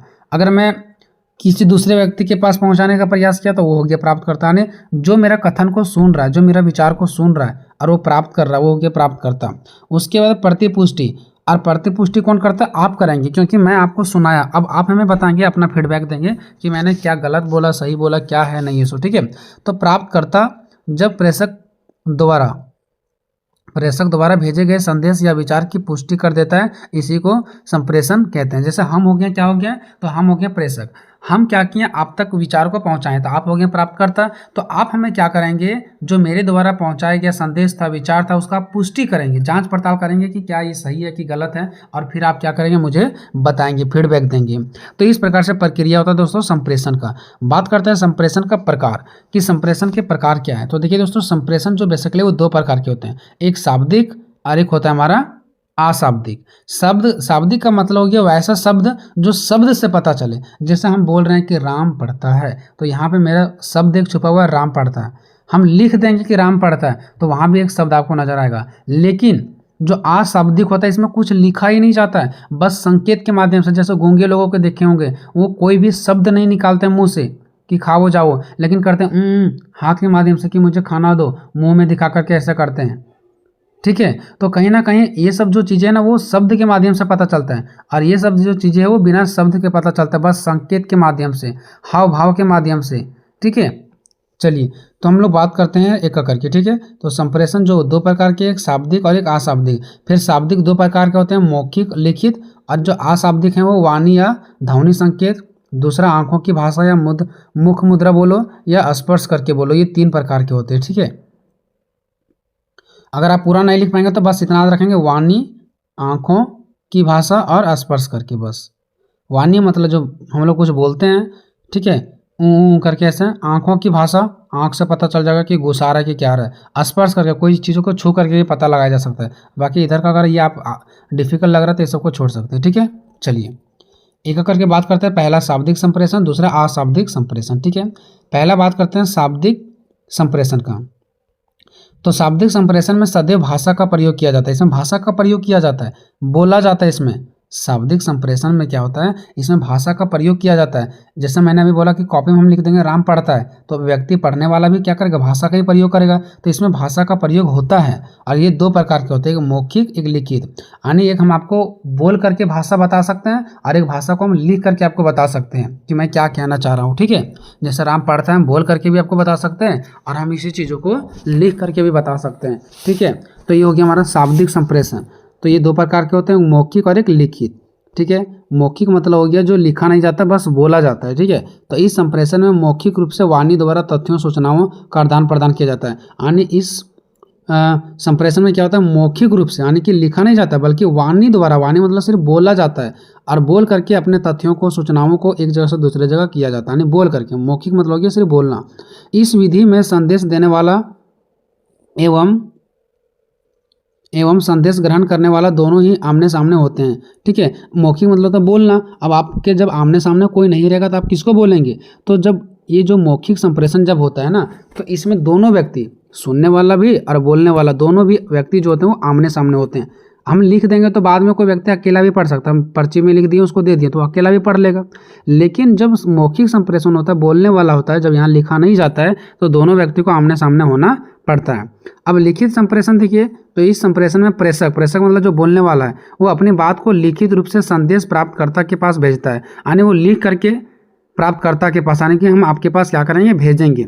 इस प्रकार के संप्रेषण में प्रेषक तथा संदेश प्राप्तकर्ता दोनों के पास लिखित में प्रमाण रहता है। ठीक है, और खर्च भी कम होता है। अब इस प्रकार के माध्यम से क्या होता है पता है, लिखित संप्रेषण से हम लिख देंगे और आप तक क्या कर देंगे, सौंप देंगे, आपको हम दे देंगे, और इसमें लिखित प्रमाण ही रहता है कि हाँ आप मुझे ये लिख करके दिए थे, और इसमें खर्च भी क्या होता है, कम होता है। लिख देना और आपको दे देना, बस हो गया।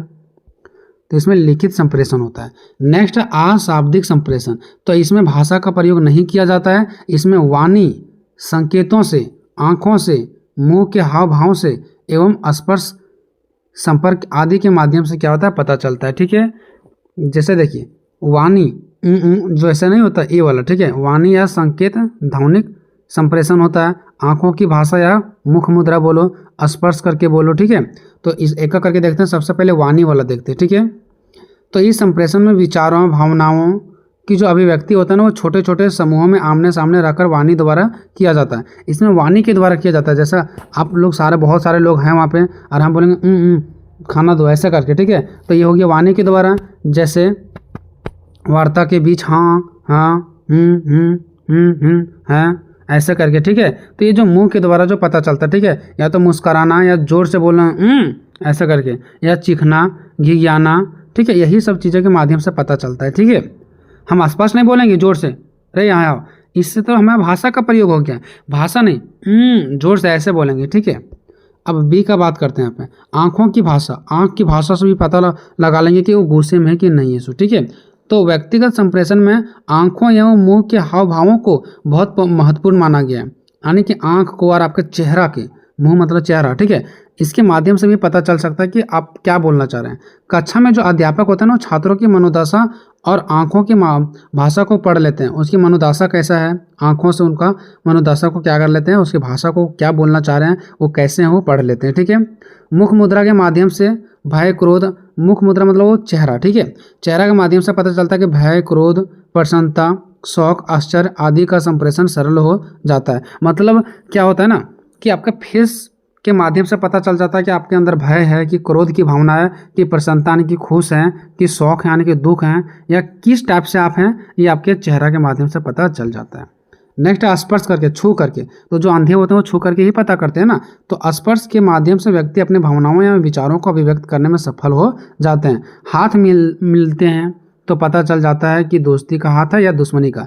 अगर हम अंधे हैं और हम किसी से हाथ मिला रहे हैं तो पता चल जाएगा कि ये हमारा क्या है, दोस्ती का हाथ है या दुश्मनी का। दोस्ती का मतलब हो गया दोस्तों कि ये किस चीज़ का है, अच्छा चीज़ों को हम पकड़े हुए हैं कि खराब चीज़ों को पकड़े हुए हैं। ठीक है, माँ के हाथ का एक स्पर्श प्यार का घोतक है। माँ का हाथ भी जो हमें मिल जाता है इससे हमें पता चलता है कि मेरा माँ का हाथ है। अंधों के लिए स्पर्श एक वरदान है, जो अंधे होते हैं वो छू करके ही बहुत चीज़ों को पता लगा लेते हैं। ठीक है, चलो नेक्स्ट है संप्रेषण की प्रमुख विशेषता। अब देखते हैं संप्रेषण की जो प्रमुख विशेषता वो क्या है। तो संप्रेषण की प्रमुख विशेषता दोस्तों निम्नलिखित है। इसमें परस्पर विचारों और भावनाओं का आदान प्रदान किया जाता है। एक व्यक्ति से दूसरे व्यक्ति में क्या आदान प्रदान किया जाता है, तो विचारों का और भावनाओं को। दूसरा देखिए, संप्रेषण से विचारों तथा भावनाओं की साझेदारी होती है। साझेदारी नहीं होती है क्या, हम आप तक पहुंचाते हैं, आप हम तक पहुंचाते हैं, ये साझेदारी हो गया। नेक्स्ट है संप्रेषण में अनुभवों की साझेदारी होती है, और इसमें अनुभवों का भी साझेदारी होता है। जो मेरे अंदर अनुभव है वो आप तक साझा करेंगे, आपके अंदर जो अनुभव है वो हम तक साझा करेंगे। नेक्स्ट है कि संप्रेषण एक द्विपक्षीय प्रक्रिया। द्विपक्षीय, इसमें दो पक्ष के लोग रहते हैं, हम बोलने वाला और एक सुनने वाला। दो व्यक्ति के बिना ये हो ही नहीं सकता है। ठीक है, संप्रेषण में संदेश को भेजने और समझने की सहजता होती है, यानी संदेश को भेजने की सहजता और उसे समझने की सहजता होती है, ये नहीं कि कुछ भी। ठीक है, हर कोई व्यक्ति बोल नहीं सकता, हर कोई व्यक्ति समझ नहीं सकता है। संप्रेषण में प्रेषक, प्रेषक मतलब जो बोलने वाला होता है, संदेश और प्राप्तकर्ता होते हैं। ठीक है, यानी इसमें तीन चीज़ें होते हैं, एक जो बोलने वाला होता है और उसका एक संदेश क्या है सो, और एक प्राप्तकर्ता। मान लो हम और आप दोनों बैठ जाएंगे, प्रेषक और प्राप्तकर्ता, तो इसके बीच में संदेश भी तो होना चाहिए कि क्या चीज़ पर बात चल रहा है सो।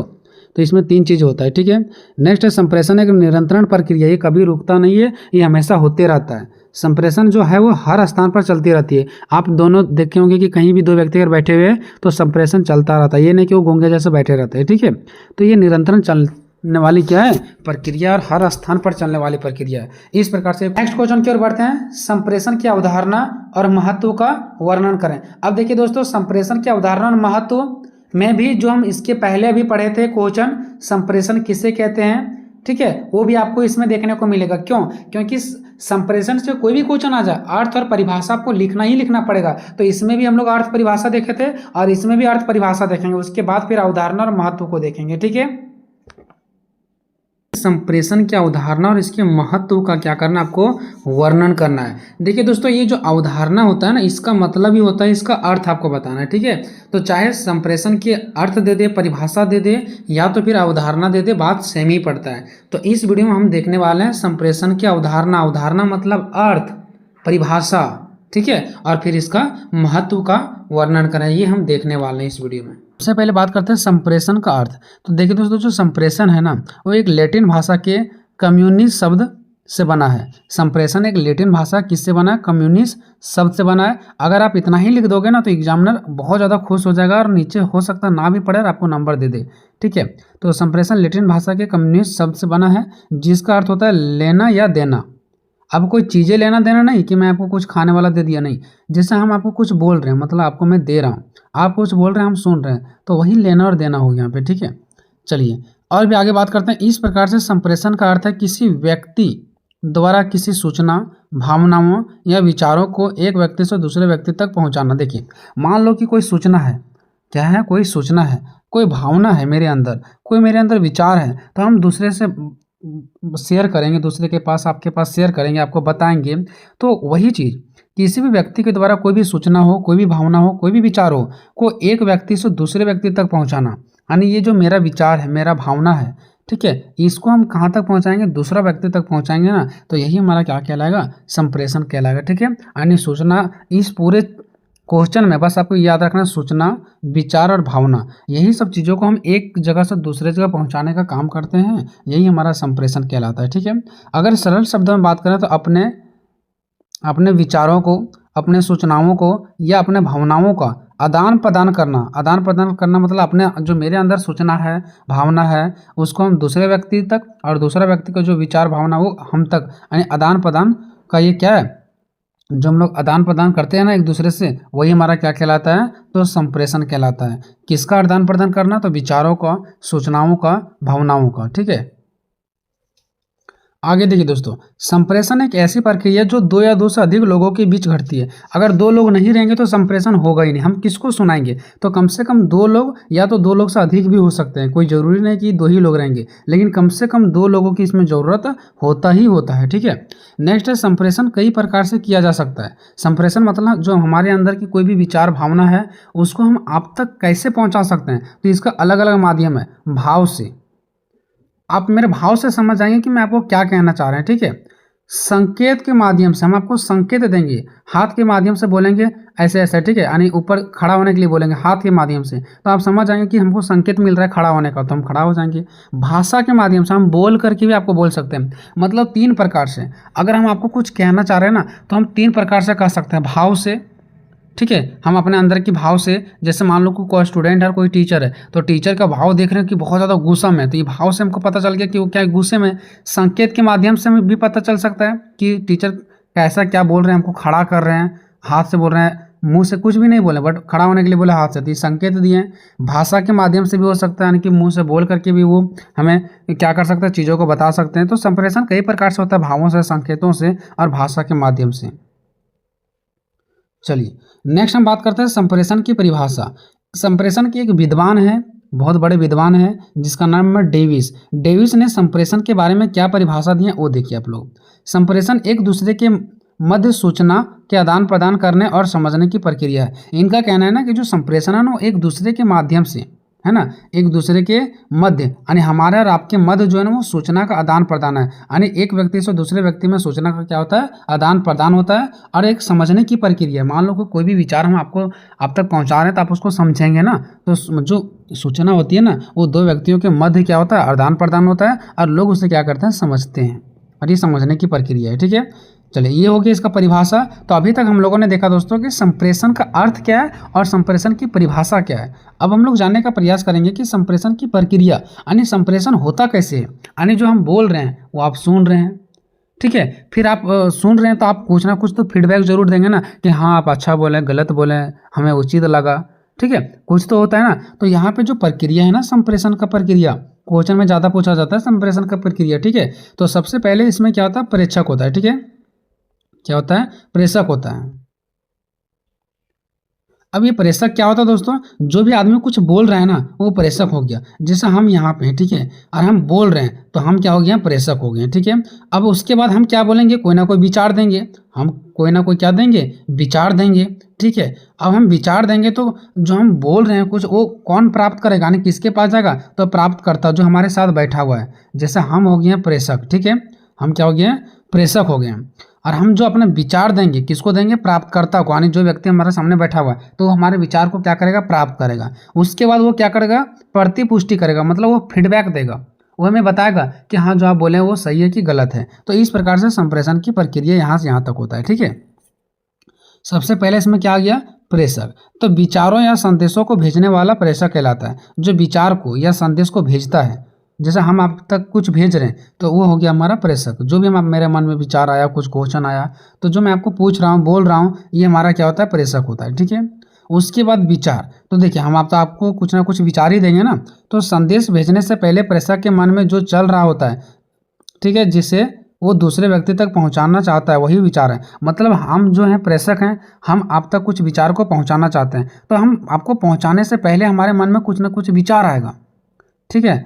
संदेश जो मैं आपको पास भेजूंगा उससे पहले जो भी मेरे मन में कुछ चल रहा है ना, उसी चीज़ों को मैं आपके तक पहुंचाऊंगा, और जो मेरे मन में चल रहा था ना वही विचार होता है, ठीक है। उसके बाद प्राप्तकर्ता, प्रेषक जिस व्यक्ति तक अपने विचारों को पहुंचाना चाहते हैं वह व्यक्ति ही प्राप्तकर्ता कहलाता है। मतलब जहां तक हम अपने विचार को पहुंचाना चाहते हैं, जैसे हम आप तक अपने विचार को पहुंचाने का प्रयास किए तो आप हो गए प्राप्तकर्ता। अगर मैं किसी दूसरे व्यक्ति के पास पहुंचाने का प्रयास किया तो वो हो गया प्राप्तकर्ता ने। जो मेरा कथन को सुन रहा है, जो मेरा विचार को सुन रहा है और वो प्राप्त कर रहा है, वो हो गया प्राप्तकर्ता। उसके बाद प्रतिपुष्टि, और प्रतिपुष्टि कौन करता है? आप करेंगे, क्योंकि मैं आपको सुनाया, अब आप हमें बताएंगे, अपना फीडबैक देंगे कि मैंने क्या गलत बोला, सही बोला, क्या है नहीं है सो, ठीक है। तो प्राप्तकर्ता जब प्रेषक द्वारा भेजे गए संदेश या विचार की पुष्टि कर देता है, इसी को संप्रेषण कहते हैं। जैसे हम हो गए, क्या हो गया, तो हम हो गए प्रेषक, हम क्या किए, आप तक विचार को पहुंचाएं, तो आप हो गए प्राप्तकर्ता। तो आप हमें क्या करेंगे, जो मेरे द्वारा पहुंचाया गया संदेश था, विचार था, उसका पुष्टि करेंगे, जांच पड़ताल करेंगे कि क्या ये सही है कि गलत है, और फिर आप क्या करेंगे, मुझे बताएंगे, फीडबैक देंगे। अब बात करते हैं दोस्तों संप्रेषण का महत्व, ठीक है कि संप्रेषण का महत्व क्या है, ठीक है। तो देखिए दोस्तों, व्यक्ति एक सामाजिक प्राणी है। व्यक्ति कहाँ पे रहता है? समाज में रहता है। वो एक सामाजिक प्राणी है और अपनी आवश्यकताओं की पूर्ति के लिए एक दूसरे पर निर्भर रहता है। और व्यक्ति क्या करता है, वो अपनी आवश्यकता को पूर्ति करने के लिए, अपने जीवन रोटी को चलाने के लिए, वो हर एक व्यक्ति दूसरे पर निर्भर होता है। हर एक व्यक्ति का दूसरे के बिना नहीं चल सकता है, ठीक है। हम भी किसी पर आश्रित रहते हैं। समाज में हम अगर हमारे ऊपर गलत होता है तो सभी लोग हमें क्या करते हैं, न्याय देते हैं। तो हर एक व्यक्ति अपने ज़रूरत को पूरा करने के लिए एक दूसरे का मदद लेता ही लेता है, ठीक है। अपनी ज़रूरतों को पूरा करने के लिए हमें संप्रेषण करना पड़ता है। अगर हम आपसे बात नहीं करेंगे तो क्या यहाँ पे हम आपसे मदद ले पाएंगे? नहीं ले पाएंगे। तो जो हम आपसे बात कर रहे हैं क्या है? संप्रेषण ही तो है। तो आने की जब तक हम आपसे संप्रेषण बात नहीं करेंगे तब तक हम कोई भी चीज़ आपसे मदद नहीं ले सकते हैं। इसलिए संप्रेषण मानव जीवन के लिए अभिन्न हिस्सा है। इसलिए संप्रेषण जो है वो मानव जीवन के लिए बहुत ही उपयोगी है। एक जो गूंगा व्यक्ति होता है ना, वो भी अपने हाथों को हिला करके, अपना शरीर के मोमेंट को ये दिखा करके कुछ ना कुछ वो कहता है, हमसे मदद लेता जरूर है, ठीक है। बिना किसी तरीका से मोमेंट किए हुए, बिना कोई संप्रेषण का हम लोग एक दूसरे से नहीं मिल सकते हैं, बातें नहीं कर सकते हैं, ना मदद ले सकते हैं, ठीक है। अब देखते हैं संप्रेषण का महत्व कहाँ कहाँ होता है। तो एक व्यक्तिगत जरूरत में, यानी कि खुद के जीवन में, व्यक्तिगत संबंध में, सामाजिक समझ में, ज्ञान का प्रसार करने में, विचारों का आदान प्रदान करने में, समस्याओं का समाधान में, और व्यवसाय में सफलता। अगर कोई बिजनेस आपका चल रहा है तो आप कस्टमर से अच्छे से बात करते कि नहीं करते हैं, कि वो जाते हैं और आप कुछ भी दे देते नहीं, वो जो मांगेंगे वही ना देंगे, उससे अच्छे से बातें करते हैं, ठीक है। तो ये सब चीज़ों में क्या है, हमारा संप्रेषण जरूरत है, ठीक है। इनका महत्व है इन सारे चीज़ों में। तो चलिए एक करके हम लोग सारी चीज़ों को देखेंगे, ठीक है। चलिए सबसे पहला क्या हमारा कि व्यक्तिगत जरूरत। तो अपनी दैनिक दिनचर्या, खाना पीना, प्रेम सेवा इत्यादि हमारी बहुत सी ज़रूरतें होती है, ठीक है। हमारे जीवन में खाना पीना, प्रेम करना, सेवा करना, ये बहुत सारी चीज़ों लगा रहता है। हमारे जीवन में ये चीज़ छूट नहीं सकता है, ठीक है, जो बिना संप्रेषण का पूरा नहीं हो सकता है। अब मान लो आप खाना पीना कुछ खा रहे हैं, पी रहे हैं, तो आप जरूर मांगते होंगे, सब्जी खरीद के लाते होंगे खाना बनाने के लिए, तो आप मुंह से मांगते हैं कि नहीं मांगते हैं? तो फिर कोई व्यक्ति अगर गूंगे होते हैं तो वो हाथ से इशारा करके मांगते हैं। कोई सेवा किसी को कर रहे हैं, प्रेम कर रहे हैं, तो कहीं ना कहीं आप बोलने की ज़रूरत जरूर होता है, कुछ ना कुछ करने की ज़रूरत होता है। ऐसा नहीं जाएगा आप खड़े हो जाते हैं। तो ये संप्रेषण वही चीज़ तो होता है, ठीक है। ये संप्रेषण के बिना हो ही नहीं सकता। इसलिए व्यक्तिगत जरूरत यानी खुद के अपने जीवन के लिए जो जरूरत है ना, उसमें जो संप्रेषण है वो बहुत ही ज़्यादा इंपॉर्टेंट होते हैं, ठीक है। दूसरा देखते हैं व्यक्तिगत संबंध, यानी एक दूसरे के बीच में जो संबंध होता है, जो दोस्ती होता है, ठीक है, उसमें संप्रेषण बहुत ही ज़्यादा रोल निभाते हैं, ठीक है। तो व्यक्तिगत संबंध बनाने के लिए संप्रेषण बहुत ज़रूरी है। बिना बातचीत के हम व्यक्तिगत संबंध नहीं बना सकते हैं। अगर हम आप एक दूसरे से फ्रेंड बनाते हैं तो क्या बिना बातचीत का बना सकते हैं? नहीं। हम उससे बात करेंगे, उसका व्यवहार चाल हमें पता चलेगा, तभी तो उससे हम दोस्ती बनाएंगे, ठीक है। तो कहीं ना कहीं व्यक्तिगत संबंध बनाने के लिए, व्यक्तिगत दोस्ती बनाने के लिए, रिश्ता बनाने के लिए भी हमें संप्रेषण की जरूरत पड़ता ही पड़ता है। बात करते हैं सामाजिक समझ। हमें समाज के बारे में समझने की, जो हम समझते हैं समाज के बारे में, इसमें भी कहीं ना कहीं संप्रेषण एक दूसरे को मदद करते हैं, ठीक है। देखिए प्रभावी संप्रेषण हमें दूसरों को समझने और उनकी भावनाओं को समझने में मदद करते हैं। समाज में बहुत प्रकार के लोग रहते हैं और समाज में जितने प्रकार के लोग रह रहे हैं उनके समझ उसके मन में क्या चल रहा है, वो कैसे बातें कर रहा है, उनकी भावना क्या है, उनका विचार क्या है, ये सब चीज़ों को समझने में हमें क्या होता है, मदद मिलता है, जिससे सामाजिक सद्भाव और सह अस्तित्व में वृद्धि होती है। जिससे हम समाज के बारे में जानते हैं, हम भी उसी प्रकार से समाज में व्यवहार करते हैं। ठीक है, समाज में क्या गलत है क्या सही है एक दूसरे से सीखते हैं। हम लोग बच्चा से ही थोड़ी ना सब कुछ सीख जाते हैं, आखिर अपने माता पिता समाज में बैठक में कैसा बोला जाता है, यही सब चीज़ों को हम लोग जानते हैं, देखते हैं, सुनते हैं, तभी तो आखिर वो लोग बोलते ही नहीं तो हम लोग समझते कैसे। तो कहीं ना कहीं समाज के बारे में भी हम लोगों के अंदर क्या होता है, समझ होता है। किसके माध्यम से, तो संप्रेषण के माध्यम से। ज्ञान का प्रसार, संप्रेषण से हमें क्या होता है, ज्ञान की प्राप्ति होती है। ठीक है, तो संप्रेषण ज्ञान, कौशल और जानकारी को एक व्यक्ति से दूसरे व्यक्ति तक पहुंचाने का माध्यम है। देखो जो संप्रेषण है ना, वो ज्ञान, आपके अंदर जो कौशल है, स्किल है, कोई भी चीज़ आपके अंदर, कलाकारी जो है, जानकारी है, ये सब चीज़ों को एक व्यक्ति से दूसरे व्यक्ति पहुंचाने में मदद करता है। कौन, संप्रेषण। अगर हमारे अंदर बहुत ज़्यादा ज्ञान है तो हम आपको बोल करके आपको भी हम ज्ञान दे सकते हैं, आपको भी वो चीज़ें सिखा सकते हैं, आपको भी जानकारी दे सकते हैं। किसके माध्यम से, संप्रेषण के माध्यम से। ठीक है, जो सामाजिक आर्थिक विकास में महत्वपूर्ण भूमिका निभाते हैं। अगर हम आपको ज्ञान दे रहे हैं, विचार दे रहे हैं, जानकारी दे रहे हैं, तो कहीं ना कहीं इसका प्रभाव समाज पर भी पड़ेगा और हमारा समाज का क्या होगा, विकास होगा। चलिए, उसके बाद हम लोग नेक्स्ट पढ़ेंगे दोस्तों, विचारों का आदान प्रदान। इसमें विचारों का आदान प्रदान भी होता है संप्रेषण के माध्यम से। हम अगर कुछ बोल रहे हैं तो क्या हमारा विचार आपके कानों तक नहीं जा रहा है, क्या आप बोलेंगे तो हमारे कानों तक नहीं आएंगे। ठीक है, तो संप्रेषण विचारों का आदान प्रदान करने में मदद करता है। हमारा विचार आपके तक, आपका विचार हमारे तक जो आता है वो हमारा संप्रेषण के माध्यम से ही आता है, बोलते हैं तभी तो, जिससे नए विचारों और समाधानों का विकास होता है। जिससे हम लोग नए हमारे मन में नया नया विचार भी आता है और नया नया विचारों का क्या होता है, विकास होता है। समस्याओं का समाधान करने में भी संप्रेषण बहुत ही ज़्यादा इंपॉर्टेंट है। क्यों, अगर हमारे अंदर कोई समस्या है हम आपको बताएंगे तभी तो आप सॉल्यूशन करेंगे। हमें कोई मार दिया हम आपको बताएंगे तभी तो आप हमें बचाएंगे ना। हम आपको बताएंगे नहीं, जब संप्रेषण करेंगे ही नहीं तो क्या आप मुझे बचा पाओगे, नहीं बचा पाओगे। ठीक है, तो समस्याओं का समाधान में भी क्या होता है, बहुत ही ज़्यादा इंपॉर्टेंट होते हैं। तो देखिए, संप्रेषण समस्याओं का समाधान करने में मदद करता है, क्योंकि यह लोगों को अपने विचारों और चिंताओं को साझा करने में मदद करता है। ठीक है, ये क्या करते हैं, लोगों को अपने विचार और चिंता जो होता है वो साझा करने में, जो हमारा विचार क्या है, हमारा चिंता क्या है, हमारा परेशानी क्या है, वो एक व्यक्ति से दूसरे व्यक्ति में साझा करने में क्या करते हैं, मदद करते हैं। नेक्स्ट बात करेंगे दोस्तों, व्यवसाय में सफलता। अगर हम कोई बिजनेस कर रहे हैं, मान लो कि मेरा कोई दुकान है, आप वहाँ पे आए हैं तो आप हमें कुछ ना कुछ बोलेंगे तभी तो हम आपको सामान देंगे ना। तो संप्रेषण जो है ना वो व्यवसाय में सफलता के लिए आवश्यक है, क्योंकि यह ग्राहकों, सहयोगियों, ठीक है, और कर्मचारियों के साथ संबंधों का निर्माण करने में मदद करता है। अगर कहीं हम लोग कुछ काम कर रहे हैं तो वहाँ बहुत सारे लोग भी रहते हैं, उससे बात करेंगे, संबंध बनाएंगे, कब, जब बातचीत होगा तभी तो कहीं ना कहीं व्यवसाय में भी क्या होती है, संप्रेषण का बहुत ही बड़ा रोल होता है। बात करते हैं दोस्तों निष्कर्ष का, तो संप्रेषण जीवन का एक आवश्यक हिस्सा है। इसके बिना व्यक्ति समाज दोनों के लिए प्रगति मुश्किल है। ना व्यक्ति का भी विकास हो सकता है, ना तो समाज का विकास हो सकता है संप्रेषण के बिना, बोले बिना। ठीक है, प्रभावी संप्रेषण कौशल विकसित करके हम बेहतर संबंध बना सकते हैं। अगर हम क्या कर सकते हैं, संप्रेषण का प्रयोग करके हम एक बेहतर एक दूसरे से संबंध बना सकते हैं, ज्ञान का प्रसार कर सकते हैं, एक बेहतर दुनिया बना सकते हैं। ठीक है, और बिना बोले बिना संप्रेषण का कुछ भी कर नहीं सकते हैं। तो इस प्रकार से क्वेश्चन आपका कंप्लीट हो गया। अब हम लोग देखेंगे दोस्तों शॉर्ट टाइप्स का क्वेश्चन, ये सब चीज़ें। ठीक है, उसके बाद फिर पिछला साल का पेपर।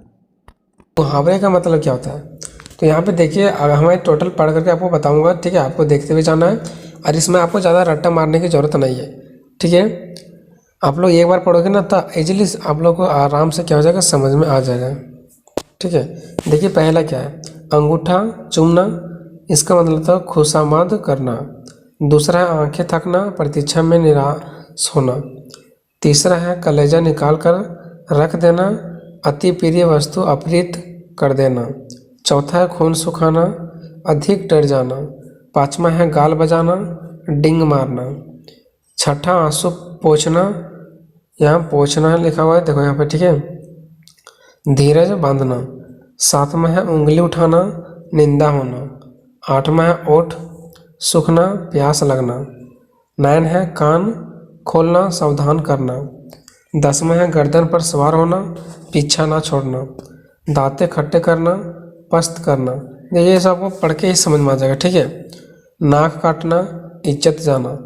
अब देखिए और मैं बता देना चाहता हूँ कि यहाँ तो कर ही ले रहे हो, लेकिन जो पीछे साल पूछा गया वो भी आपको करना जरूरी है। ठीक है, तो जो पिछले साल पेपर मैंने करवाया दिखाया वहाँ पे जाकर के आप लोग देख सकते हो। ठीक है, क्वेश्चन नंबर 13, सिर आंखों पर होना, सहर्ष स्वीकार होना। 14 नंबर, मुंह में पानी भर आना, ललचाना। 15 नंबर है हाथ खुजलाना, किसी को पीटने को जी चाहना। 16 घर का उजाला, कुलदीपक, ठीक है। 17 नंबर है चांद का टुकड़ा, बहुत सुंदर। 18 है छक्के छुड़ाना, खूब परेशान करना। 19 है जी टूटना, दिल टूटना। 20 नंबर है झाड़ मारना, गिरना करना। 21 है टांग अड़ाना, दखल देना। 22 है ठठेरे ठठेरे बदला, समान बुद्धि वाले से कम पड़ना। 23 डूबते को तिनके का सहारा, संकट में पड़े को थोड़ी मदद। 24 नंबर ढेर करना, मारकर गिरा देना। 25 नंबर तंग करना, हैरान करना। 26 नंबर थू थू करना, घृणा प्रकट करना। 27 नंबर दम मारना, विश्राम करना। 28 नंबर धरती पर पाँव ना रखना, घमंडी होना। 29 नंबर 9 2 11 होना, भाग जाना। 30 नंबर पॉकेट गरम करना, घूस देना। फुलाना समना, काफ़ी खुश होना। 32 नंबर बाग बाग होना, खुश होना। 33 नंबर भूत चढ़ना, किसी बात की जिद करना। 34 नंबर मर मिटना, बर्बाद होना। 35 नंबर में यश गाना, प्रशंसा करना। रंग जमाना, धाक जमाना। लोहा बजना, युद्ध होना। वचन देना, जवाब देना। शर्म से गड़ जाना, अधिक लज्जित होना। 7 5 करना, आगे पीछे करना। ठीक है, तो ये हमारा मुहावरा कंप्लीट हो गया। टोटल जो 40 आपको बस 1 बार 2 बार 3 बार पढ़ के जाना है, ज़्यादा रटने की ज़रूरत नहीं है। ठीक है, अब आ जाते हैं हम लोग जिसको बोलते हैं लोकगीतियाँ या तो फिर कहावतें। अधजल गगरी छलकल जाए, इसका मतलब होता है थोड़ी विधा या तो फिर धन या बल होने पर इतराना, ठीक है। थोड़ा सा इसमें बहुत ज़्यादा मिस्टेक में होते हैं जिसकी वजह से पढ़ने में भी दिक्कत होता है ना। दूसरा नंबर में है आगे नाथ ना पीछे पगहा, इसका मतलब होता है अपना कोई ना होना। तीसरा ईंट का जवाब पत्थर से, तो इसका होता है दृष्टि के साथ दृष्टता करना। चौथा है उल्टा चोर कोतवाल को डांटे, अपराधी ही पकड़ने वाले को डांट बताए। पाँचवा है ऊंची दुकान फीका पकवान, बाहर ढकोसला भीतर कुछ नहीं। छठा है कहाँ राजा भोज कहाँ गंगू तेली, इसका मतलब है छोटे का बड़े के साथ मिलान करना। सातवां है खोदा पहाड़ निकली चूहिया, इसका मतलब कठिन परिश्रम थोड़ा लाभ। आठवां है गुड़ खाए गुलगुल्ले से परहेज, इसका मतलब है बनावटी परहेज। 9 नंबर है घर का भेदी लंका ढाए, इसका मतलब आपस की फूट से हानि होती है।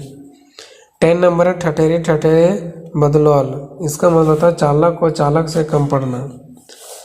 11 नंबर है तुम डाल डाल तो हम पात पात, इसका मतलब किसी की चाल को खूब समझते हुए चलना। 12 नंबर है थूक कर चाटना ठीक नहीं, वचन भंग करना। 13 नंबर है दुधारू गाय की दो लात भी भली, तो इसका मतलब होता है जिससे लाभ होता है उसकी बातें भी सह लेनी चाहिए। 14 नंबर है ना रहेगा बांस ना बजेगा बांसुरी, झगड़े के कारण को नष्ट करना। नेक्स्ट है 15 नंबर पहले भीतर तब देवता पितर, इसका मतलब होता है पेट पूजा सबसे प्रधान। पर्यायवाची शब्द दिया, ठीक है। पर्यायवाची शब्द को देख लीजिए, मतलब पर्यायवाची शब्द का मतलब होता है उसी से मिलता जुलता, ठीक है। पहला अंग, तो अंग को हम लोग अंश हिस्सा भाग बोल सकते हैं। अग्नि को पावक बोलते हैं, ज्वाला बोलते हैं, अनल बोलते हैं, दहन बोलते हैं। तीसरा है आंगन, आंगन को अंगना अजीरा परंगन। चौथा है आकाश, गगन नभ आसमान अंबर। पांचवा है ईश्वर, परमात्मा परमेश्वर भगवान ब्रह्मा। छठा औरत, स्त्री जोरू घरनी घरवाली, ठीक है। तो देखो आपको क्या करना, तीनों पढ़ के जाना है, बिल्कुल तीनों नहीं पढ़ना आपको, ठीक है। अगर जैसे मान लो यहाँ पे अगर मैं बोलूँ फर्स्ट नंबर में अंग है, तो अंग का होता है अंश हिस्सा भाग, तो आपको तीनों नहीं आपको कोई भी दो को याद करके जाना है, क्योंकि वहाँ पे दो दो लिखने देता है, ठीक है। दो लिखने देगा या तो फिर एक लिखने देगा, ठीक है। तो आपको कम से कम दो याद करके जाना है, इससे ज़्यादा याद नहीं करना है, ठीक है। चलते हैं 7 नंबर की ओर। कमल, पंकज, सरोज, नीरज, कज। 8 नंबर में खून, रक्त, लहू, शोणित, रुधिर। 9 में है गंगा, भागीरथी, मंदाकिनी, देवनदी, जाह्नवी। 10 नंबर में है चंद्रमा, इसका मतलब शोभ, सुंधासु, द्विजराज, मयंक। 11 नंबर में छतरी, छत्र, छाता, छत्रा, छतरी है यहाँ पे, छत्र, छाता, छता, ठीक है। 12 नंबर में जंगल, विपिन, कानन, अर्नय, वन। 13 नंबर में टीका, तिलक, चिन्ह, दाग, धब्बा। 14 नंबर में है ठंड, शीत, सर्दी। 15 नंबर में है डाली, भेंट, उपहार, ठीक है। 16 नंबर में है ढूंढ, खोज, तलाश। 17 नंबर तालाब, सरोवर, पुष्कर, जलाशय, सरसी। 18 नंबर में है थप्पड़, तमाचा, झप्पड़। 19 नंबर में दांत, दंत, दसन, द्विज, रद, रदन। 20 नंबर में धनुष, धनु, सरासन, पिनाक, संगनाग। 21 नदी, सरिता, तरगिनी, निर्झरनी, वाहिनी। 22 नंबर पति, नाथ, स्वामी, कांत, भर्ता, बल्लभ। 23 नंबर बालद, घन, जलद, जलधर, निर्दन, पयोद, मेघ। 24 नंबर भोरा, मधु, मधुकर, अली, भरमर। 25 नंबर है मछली, मत्स्य, मीन, सफरी, जलजीव। 26 नंबर माँ, अम्बा, अंबिका, अम्बा, अम्मा, जननी। 27 नंबर अमुना, कालिंदी, रवितनया, तनुजा, भानुजा। उसके बाद नेक्स्ट है राजा, भोपाल, नरेश, महीप, नरेंद्र। 29 नंबर में यहाँ पे देख सकते हैं लोह, लोह, आयस, लोहा, सार। 30 वायु, हवा, पवन, समीर, अनिल, वात। समझने के लिए इसका एक ट्रिक है, ठीक है। हम इसमें दो तरीका बताएंगे, आप दोनों तरीके में से दो किसी को भी अपना सकते हैं। पहला ट्रिक ये इसका कि कोई भी शब्द दिया रहेगा, ठीक है, कोई भी शब्द दिया रहेगा उसका सबसे पहले आपको बहुवचन करना है, ठीक है। कोई भी शब्द दिया रहेगा उसका बहुवचन करना है, और बहुवचन करने के बाद अंत में आपको ये देखना है कि आ या तो फिर ए, या तो फिर ए आया या नहीं आया। अगर आ और ए ये दोनों में से कोई भी एक आता है तो समझ आना स्त्रीलिंग है, ठीक है। जैसे मैं एग्जांपल लेता हूँ उसी ट्रिक पे, हमारा शब्द दिया गया कुर्सी, इसका बहुवचन करेंगे तो क्या हो गया कुर्सियाँ। अब अंत में देखेंगे आ या तो फिर ए आया कि नहीं आया, तो कुर्सियाँ या इसके अंत में क्या आ गया आ गया, तो ये स्त्रीलिंग होगा। तो जिसके लास्ट में आ और ए आ गया वो स्त्रीलिंग होगा, ठीक है। अब दूसरा एग्जांपल देखते हैं लोटा, तो इसका इस शब्द यहाँ पे क्या आ गया लोटा, इसका बहुवचन करेंगे बहुवचन तो हो जाएगा लोटे। क्या हो जाएगा लोटे। जैसे लड़का का लड़की होता है ना, ठीक है, लड़का का लड़के, गाड़ी का गाड़ियाँ, वैसे बहुवचन करना है, ठीक है। तो लोटा का लोटे हो गया। अब इसके अंत में कुछ नहीं आया, ना तो आ आया ना तो ए आया, ठीक है, तो ये हमारा पुल्लिंग हो जाएगा। तो जिसके लास्ट में आ या तो ए आता है तो वो स्त्रीलिंग होता है, बाकी सब पुल्लिंग हो जाता है, ठीक है। ऐसे एग्जाम्पल से यहाँ पे समझिए दरवाजा, ठीक है, तो इसको हम बहुवचन करते हैं दरवाजे, तो ना तो आ आया ना तो ए आया, तो ये पुल्लिंग ही रहेगा। खिड़की, तो इसका बहुवचन क्या होता है खिड़कियाँ, तो यहाँ आ गया ना तो ये स्त्रीलिंग हो जाएगा। पंखा, तो इसका बहुवचन क्या हो जाएगा पंखे, तो ना तो आ आया ना तो ए आया, तो ये हमारा क्या हो जाएगा पुल्लिंग। फिर यहाँ पे देखते हैं मेज, तो मेज का क्या हो जाता है दोस्तों मेजे, ए आ गया ना तो ये स्त्रीलिंग हो गया, ठीक है। तो इस प्रकार से चेक कर सकते हैं। या तो फिर यहाँ पे देखिए पुल्लिंग का पहचान, ठीक है, पुल्लिंग का पहचान करना सीख जाएंगे तो स्त्रीलिंग का देखने की जरूरत भी नहीं है, ठीक है। तो पुल्लिंग को कैसे पहचानेंगे कि कौन कौन पुल्लिंग है, जब पुल्लिंग को पहचान लोगे तो फिर स्त्रीलिंग को तो दिक्कत नहीं आएगा ना। तो बस हम एक तरीका आपको बता रहे हैं, एक ट्रिक अगर ये आपको समझ में आया तो ठीक है, ठीक है, इस पर भी आप काम चला सकते हैं, या तो फिर दोनों समझ लीजिए और बेटर रहेगा। तो पुल्लिंग का पहचान है कि कोई भी पर्वत का नाम है तो पुल्लिंग होगा, दिन का नाम है सोमवार मंगलवार तो वो हमारा पुल्लिंग होगा, देश के नाम भारत पाकिस्तान अमेरिका सब हमारा पुल्लिंग है, कोई धातु का नाम आ जाए सोना चांदी हीरा तो ये सब हो जाएगा हमारा पुल्लिंग। इसके साथ साथ कोई धातु का नाम हो गया, कोई ग्रह का नाम अगर आ जाए शुक्र शनि तो ये सब भी हमारा पुल्लिंग होगा, यानी सब ये लड़का का ग्रुप का है, समझ आइए, ठीक है। महीना का नाम जनवरी फरवरी सब ये हमारा क्या है, पुल्लिंग है। तरल पदार्थ पानी तेल ये सब हमारा क्या है, पुल्लिंग है। पेड़ों का नाम, सागर का नाम, समय का नाम, समय घंटा मिनट।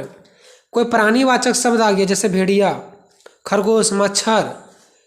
फूल का नाम, शरीर के अंग का नाम, इतना में से अगर कोई भी आ जाए तो ये पुल्लिंग तुम बोल देना। बाकी अगर कोई दूसरा आ जाए, ठीक है, तो उसको एक बार पढ़ के देखना, कोई सेंटेंस बना के देखना स्त्रीलिंग में तो आ रहा है क्या। और ये भी ट्रिक अपना सकते हो, ठीक है, ये भी ट्रिक अपना सकते हो, ये वाला भी, और आप इससे भी जांच कर सकते हो। अगर ये दोनों आपके माइंड में बैठ गया तो आप यकीन मानो 5 मार्क्स आपका बना है, ठीक है। ये भी आप लोग देख लो और ये ट्रिक दोनों देख लो, ठीक है, कि जिसके लास्ट में आ और ए आ जाए वो हमारा स्त्रीलिंग होता है, और जो इस टाइप से आते हैं, ठीक है, ये हमारा किस में आ जाएगा, पुल्लिंग में, बाकी सब स्त्रीलिंग में, ठीक है। चलिए, तो ये हो गया। अब हम आपको देखिए पुल्लिंग का पहचान बता दिए, लेकिन यहाँ पे स्त्रीलिंग का पहचान क्यों नहीं बता रहे हैं, क्योंकि जब पुल्लिंग को ही पहचाना सीख जाएंगे बाकी उसको छोड़ करके जो होगा वो स्त्रीलिंग होगा, ठीक है। चलिए, अब यहाँ पे देखिए दोस्तों, बहुत सारा मैंने एग्जाम्पल लिया है पुल्लिंग शब्द और उनके वाक्य। जैसे अकाल, तो ये हमारा क्या पुल्लिंग है, क्योंकि ना तो इसके लास्ट में आ रहा है ना तो ए आ रहा है। अकाल तो इसका पुल्लिंग होगा, इसका बहुवचन अकाले होगा क्या, नहीं, अकाल का अकाल ही होता है। तो ये तो ना तो लास्ट में आ आया ना तो ए आया, ठीक है, तो ये हमारा क्या हो जाएगा, पुल्लिंग हो जाएगा। अब एग्जाम्पल इसका ले लेते हैं, वाक्य बनाते हैं। राजस्थान में भीषण अकाल पड़ा था, ठीक है। तो ऐसे ही, तो इसका अगर पीडीएफ लेना चाहते हैं तो टेलीग्राम ग्रुप का डिस्क्रिप्शन में लिंक है, जाइए वहाँ पे हम इसका दे देंगे। अब करना क्या आपको, इससे फ़ायदा क्या होगा कि जो आपका लिंक निर्णय वाला है ना, इसके अलावा कुछ और देख करके नहीं जाना, जो मैंने आपको समझाया वो समझ जाओ, ठीक है। और ये सब एग्जाम्पल वहाँ पे देख लेना, हालांकि मैं यहाँ पे भी दिखा देता हूँ, देखो ये सब बस एक बार आपको पढ़ के चल जाना, ठीक है, पढ़ के चल जाना। इनमें से ही पूछा जा सकता है, अगर नहीं भी पूछेगा तब भी बना लोगे, और पूछा जाएगा तब भी बना लोगे, ठीक है। ये सब पुल्लिंग का है। घर, ये सब हवा, घाव, घी, ठीक है, चुनाव, सब ये सब क्या हमारा पुल्लिंग में आता है, ठीक है। तो ये सब चीज़ को बस एक बार पढ़ के चल जाना एग्जाम्पल के लिए, ठीक है। तो ये सब का हम पीडीएफ हम डाल देंगे टेलीग्राम ग्रुप में, जाकर के देख लीजिएगा, ठीक है। और तो फिर एक बार पढ़ लीजिए, अगर आप टेलीग्राम ग्रुप नहीं ज्वाइन कर पा रहे हैं तो देख लीजिए ये सब, ठीक है। अब देखते हैं स्त्रीलिंग का कुछ उदाहरण। जैसे आदत हो गया, ठीक है, आय हो गया, आँख हो गया, ठीक है, ऐसा सब क्या हमारा स्त्रीलिंग है, ऐसा सब क्या हमारा स्त्रीलिंग है, ठीक है। यहाँ पे आप लोग देख सकते हैं, ऐसा सब क्या हमारा स्त्रीलिंग है, ठीक है। ये सभी का हम पीडीएफ भेज देंगे आपको टेलीग्राम ग्रुप पे, ठीक है। सबसे पहला क्या होता है कि ग्रुप नंबर ये होता है, ग्रुप नंबर ये में 5 क्वेश्चन होता है जो कि 1 मार्क्स का होता है, ठीक है, और इसका आंसर आप सभी को देना होता है, ठीक है। तो पहला क्वेश्चन इसमें क्या पूछा गया था कि इनमें से संविधान के किस अनुच्छेद के अनुसार संघ की राजभाषा हिंदी है, तो 343। देखिए दोस्तों, 1 नंबर वाला क्वेश्चन कहाँ से पूछ लेगा इसकी कोई गारंटी नहीं है, ठीक है। तो आप 15 मार्क्स वाले क्वेश्चन की तैयारी करेंगे तो 1 मार्क्स वाला आपका खुद वहीं से तैयार हो जाएगा, नहीं तो ये कहाँ से पूछेगा आपको कुछ नहीं पता चलेगा। लेकिन हम आपको इम्पॉर्टेंट 1 मार्क्स का भी क्वेश्चन करवा देंगे, ठीक है। वीडियो को अगर आप पहली बार देख रहे हैं तो चैनल को सब्सक्राइब कर लीजिएगा और दोस्तों में शेयर कीजिएगा, ठीक है। आप सभी को मैं तैयारी करवा दूंगा हर एक सब्जेक्ट का। दूसरा, जो पहले कभी नहीं हुआ के लिए एक शब्द का चयन करें। देखिए, ये अनेक शब्द के बदले एक शब्द है, ठीक है, जो पहले कभी नहीं हुआ उसको हम लोग क्या बोलते हैं, तो उसको हम लोग बोलते हैं अभूतपूर्व, अभूतपूर्व, ठीक है। तो जो आपका सिलेबस है ही सारा क्वेश्चन पूछा जाता है, ठीक है। नेक्स्ट, तीसरा, इनमें से कौन सा शब्द शेष 2 शब्द से अलग है। इसमें कौन सा शब्द है जो शेष 2 शब्द से अलग है, तो अनिल और अनल एक जैसा है, तो समीर यहाँ पे एक अलग है। तो ये पैटर्न हम आपको दिखा रहे हैं किस प्रकार से क्वेश्चन पूछा जाता है, ठीक है। आंख की किरकिरी होना मुहावरे का अर्थ है, मतलब इसका मतलब होता है दोस्तों धोखा, सॉरी अप्रिय लगना। क्या होता है इसका, आपका क्या हो जाता है, अप्रिय लगना, ठीक है। उसके बाद 5वां, इनमें से बिहार की राजभाषा क्या है? तो आप सभी को पता है हिंदी। बहुत लोग भोजपुरी मार देंगे, नहीं, राजभाषा हिंदी ही है, ठीक है। आम चाल जो भाषा है नॉर्मल बोलने वाला वो हमारा भोजपुरी है बिहार में, लेकिन वहाँ का जो राजभाषा है वो हिंदी है। तो एकक मार्क्स का 5 क्वेश्चन पूछा जाएगा, ठीक है। आप लोगों ने देख लिए एकक मार्क्स का 5 क्वेश्चन। उसके बाद ग्रुप नंबर बी में 15-15 मार्क्स का आपके पास 5 क्वेश्चन होंगे, जिनमें से कोई 3 प्रश्न का उत्तर आपको देना है, ठीक है। 3 प्रश्न, ओनली फॉर 3, जो भी आप जानते हैं, ठीक है। जैसे दूसरा में पूछा गया संक्षेपण किसे कहते हैं, एक अच्छे संक्षेपण की विशेषता लिखें। पुल्लिंग एवं स्त्रीलिंग की परिभाषा देकर लिंग निर्णय के आधार को बताइए। चौथा है भाषा संप्रेषण के उदाहरण और महत्व पर प्रकाश डालें।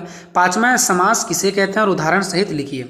एंड 6ठा आपका है पलवन का अर्थ स्पष्ट करते हुए कुशल विस्तारक के गुण लिखिए। अब यहाँ पे देख सकते हैं क्वेश्चन नंबर 2, 3, 4, 5वां एवं 6ठा, इनमें से 5 क्वेश्चन में से कोई भी जो आप आसान तरीका से जानते हैं 3 प्रश्नों का ही उत्तर देना है, ठीक है। तो ये मैंने आप सभी को पेपर दिखाया दोस्तों। अगर आप इसका पीडीएफ लेना चाहते हैं तो डिस्क्रिप्शन में व्हाट्सएप ग्रुप, टेलीग्राम ग्रुप का लिंक है, जाके ज्वाइन कीजिए। एग्जाम में इसी प्रकार का क्वेश्चन देखने को मिलेगा। जी हाँ दोस्तों, इसी प्रकार के क्वेश्चन डिटो आपके एग्जाम में देखने को मिलेगा। तो मैं आपको शुरू से अंत तक दिखा रहा हूँ, ठीक है। ये बिल्कुल आपको क्वेश्चन पेपर जैसा आपको यहाँ पे दिख रहा है ना, वैसा ही आपको एग्जाम सेंटर पे भी देखने को मिलेगा, ठीक है। यहाँ पे देख सकते हैं ये जो पेपर है 2024 में पूछा गया है और आपके ही यूनिवर्सिटी में, और सेमेस्टर 1 का ही पेपर है, AEC हिंदी का पेपर है। फुल मार्क्स 50 का होता है, समय 2 घंटा मिलेगा, ठीक है। और देखिए दोस्तों, जिस प्रकार से क्वेश्चन इसमें आया बस उसी प्रकार से आपके एग्जाम में आएंगे। हल्का सा क्वेश्चन चेंज करेंगे, वो क्या चेंज करेंगे वो भी मैं आपको इस वीडियो में बता रहा हूँ। और AEC हिंदी का 15 नंबर का क्वेश्चन के साथ साथ 1 नंबर वाला क्वेश्चन भी मैंने ऑलरेडी करवा दिया है, चाहे वो पर्यायवाची शब्द हो, विलोम शब्द हो, 15 नंबर वाला क्वेश्चन हो, सारा करवा दिया। डिस्क्रिप्शन में लिंक है, जाकर के देख लीजिए। और एग्जाम से 1-2 दिन पहले PDF ग्रुप में प्रोवाइड करवाया जाता है, इसलिए आप ग्रुप को भी ज्वाइन कर लेंगे, ठीक है। तो यहाँ पे देखिए दोस्तों, ये आपका AEC हिंदी का पेपर है, 2024 में पूछा गया था, ठीक है। हम देखते हैं कि क्या किस प्रकार से क्वेश्चन पूछा जाएगा। आप जब एग्जाम सेंटर पे जाएंगे तो आपका भी पेपर सेम ऐसा ही रहेगा। हाँ, जहाँ पे यहाँ पे कुड़ुक भाषा किस राज्य में बोली जाती है, ये क्वेश्चन को चेंज करके भाषा से रिलेटेड दूसरा क्वेश्चन दे देगा, ठीक है। और एक नंबर का आपके पास 5 क्वेश्चन होंगे। आपके एग्जाम में एक नंबर का 5 क्वेश्चन दिया जाएगा और उसका ऑप्शन भी दिया जाएगा, ठीक है। जैसे यहाँ पे देख सकते हैं फर्स्ट क्वेश्चन में है कि कुड़ुक भाषा किस राज्य में बोली जाती है, और इसका ऑप्शन भी आप सभी को देखने को मिलेगा, ठीक है। घबराने की जरूरत नहीं है, ठीक है। तो जो कुड़ुक भाषा वो झारखंड में बोली जाती है, ठीक है। देखिए दूसरा में यहाँ 3 ऑप्शन दिया गया, जो कि बहुत ही बढ़िया है कि आप ऑप्शन में से बहुत ज़्यादा आपको मदद मिलेगा कि इसका आंसर कौन सा होगा, ठीक है। और ये 1 नंबर का क्वेश्चन और 15-15 नंबर का क्वेश्चन भी मैंने करवा दिया है, ठीक है। दूसरा में देखिए क्या है, दिन में तारे दिखाई देना, मुहावरे का क्या अर्थ है, मतलब जो आप लोगों को सिलेबस में पढ़ना है, मुहावरा, ठीक है, पर्यायवाची शब्द, यही सब चीज़ों से 1 नंबर में क्वेश्चन पूछा जाएगा, ठीक है। दिन में तारे दिखाई देना मुहावरे का क्या अर्थ है, तो इसका अर्थ है दोस्तों अजीब हालत होना, ठीक है। चलिए तीसरा बात करते हैं, इनमें से कौन सा शब्द शेष 2 से अलग है। तो शिव और शिव एक जैसा लग रहा है, लेकिन शेल सूता जो है वो दोनों से अलग है, तो इसका राइट आंसर होगा बी। यानी 5 क्वेश्चन रहेगा, 5 में आपको ऑप्शन रहेगा, उसमें से टिक आउट करना आपको। और जैसे तीसरा का बी है, तीसरा का ये है, जो भी रहेगा आपका राइट आंसर वो आपको आंसर शीट में लिखना है। जैसे कि यहाँ पे तीसरा का बी है तो आंसर शीट में लिखना है तीसरा और बी लिखना है, ठीक है। चौथा है शरणागत में कौन सा समास है, शरणागत में कौन सा समास है, तो समास से भी पूछा गया, ठीक है। तो ये सब चीज़ें आपको बताया गया है, ठीक है। और 1 नंबर का और भी सारा मैं क्वेश्चन का तैयारी करवा दूंगा, प्रैक्टिस करवा दूंगा, ठीक है। तो इसका राइट आंसर हो जाएगा दोस्तों तत्पुरुष समास। क्या हो जाएगा, तत्पुरुष समास। नेक्स्ट क्वेश्चन देखते हैं दोस्तों, अवनत का विलोम शब्द क्या है, अवनत का उल्टा हो जाएगा उन्नत, है ना। चलिए 5 क्वेश्चन था। उसके बाद बात करते हैं ग्रुप नंबर बी, जो कि 15-15 नंबर का क्वेश्चन होगा। और यहाँ पे आपके पास बहुत सारे क्वेश्चन 5 क्वेश्चन दिए रहेंगे, ठीक है, जिसमें से किन्हीं 3 प्रश्नों का उत्तर आपको देना है, ठीक है। जैसे देख सकते हैं यहाँ पे संप्रेषण की परिभाषा लिखें तथा इसके शैलीगत नियम को विस्तार से लिखें, ठीक है। यानी कि आपको संप्रेषण की परिभाषा वाला पढ़ लेना है, ठीक है। संप्रेषण की परिभाषा वाला पढ़ लेना है। आप जब डिस्क्रिप्शन में जाएंगे लिंक पे क्लिक करेंगे तो आपको सारा आंसर मिल जाएगा, ठीक है, बिल्कुल आसान तरीका से। तीसरा क्या दोस्तों, करत करत अभ्यास के जड़मती होत सुजान, इस कथन को पल्वित करें, यानी पलवन से, ठीक है। चौथा है कि पलवन किसे कहते हैं, पलवन की विशेषताओं पर प्रकाश डालिए, ठीक है। कोई जरूरी नहीं कि आप 5 क्वेश्चन में से 5 क्वेश्चन आपको आ ही आए, ठीक है। 5 क्वेश्चन उनमें से आपको कोई 3 ही प्रश्नों का उत्तर देना है। नेक्स्ट है संप्रेषण किसे कहते हैं, संप्रेषण की प्रक्रिया का वर्णन कीजिए। क्वेश्चन नंबर 6 है समास की परिभाषा देते हुए द्विगु समास और बहुव्रीहि समास का वर्णन कर उदाहरण सहित करें। ठीक है, यानी समास आपको पढ़ लेना और उसके प्रकार, उसी में आ जाएगा आपका द्विगु समास और बहुव्रीहि समास। बहुत आसान तरीके से मैंने बता रखा है, डिस्क्रिप्शन में जाकर के एक बार चेकआउट कीजिए। ठीक है, और आप जुड़े रहें, चैनल को सब्सक्राइब कर लें, दोस्तों में भी शेयर करें। ठीक है, मिलेंगे नेक्स्ट वीडियो में, तब तक जय हिंद जय भारत।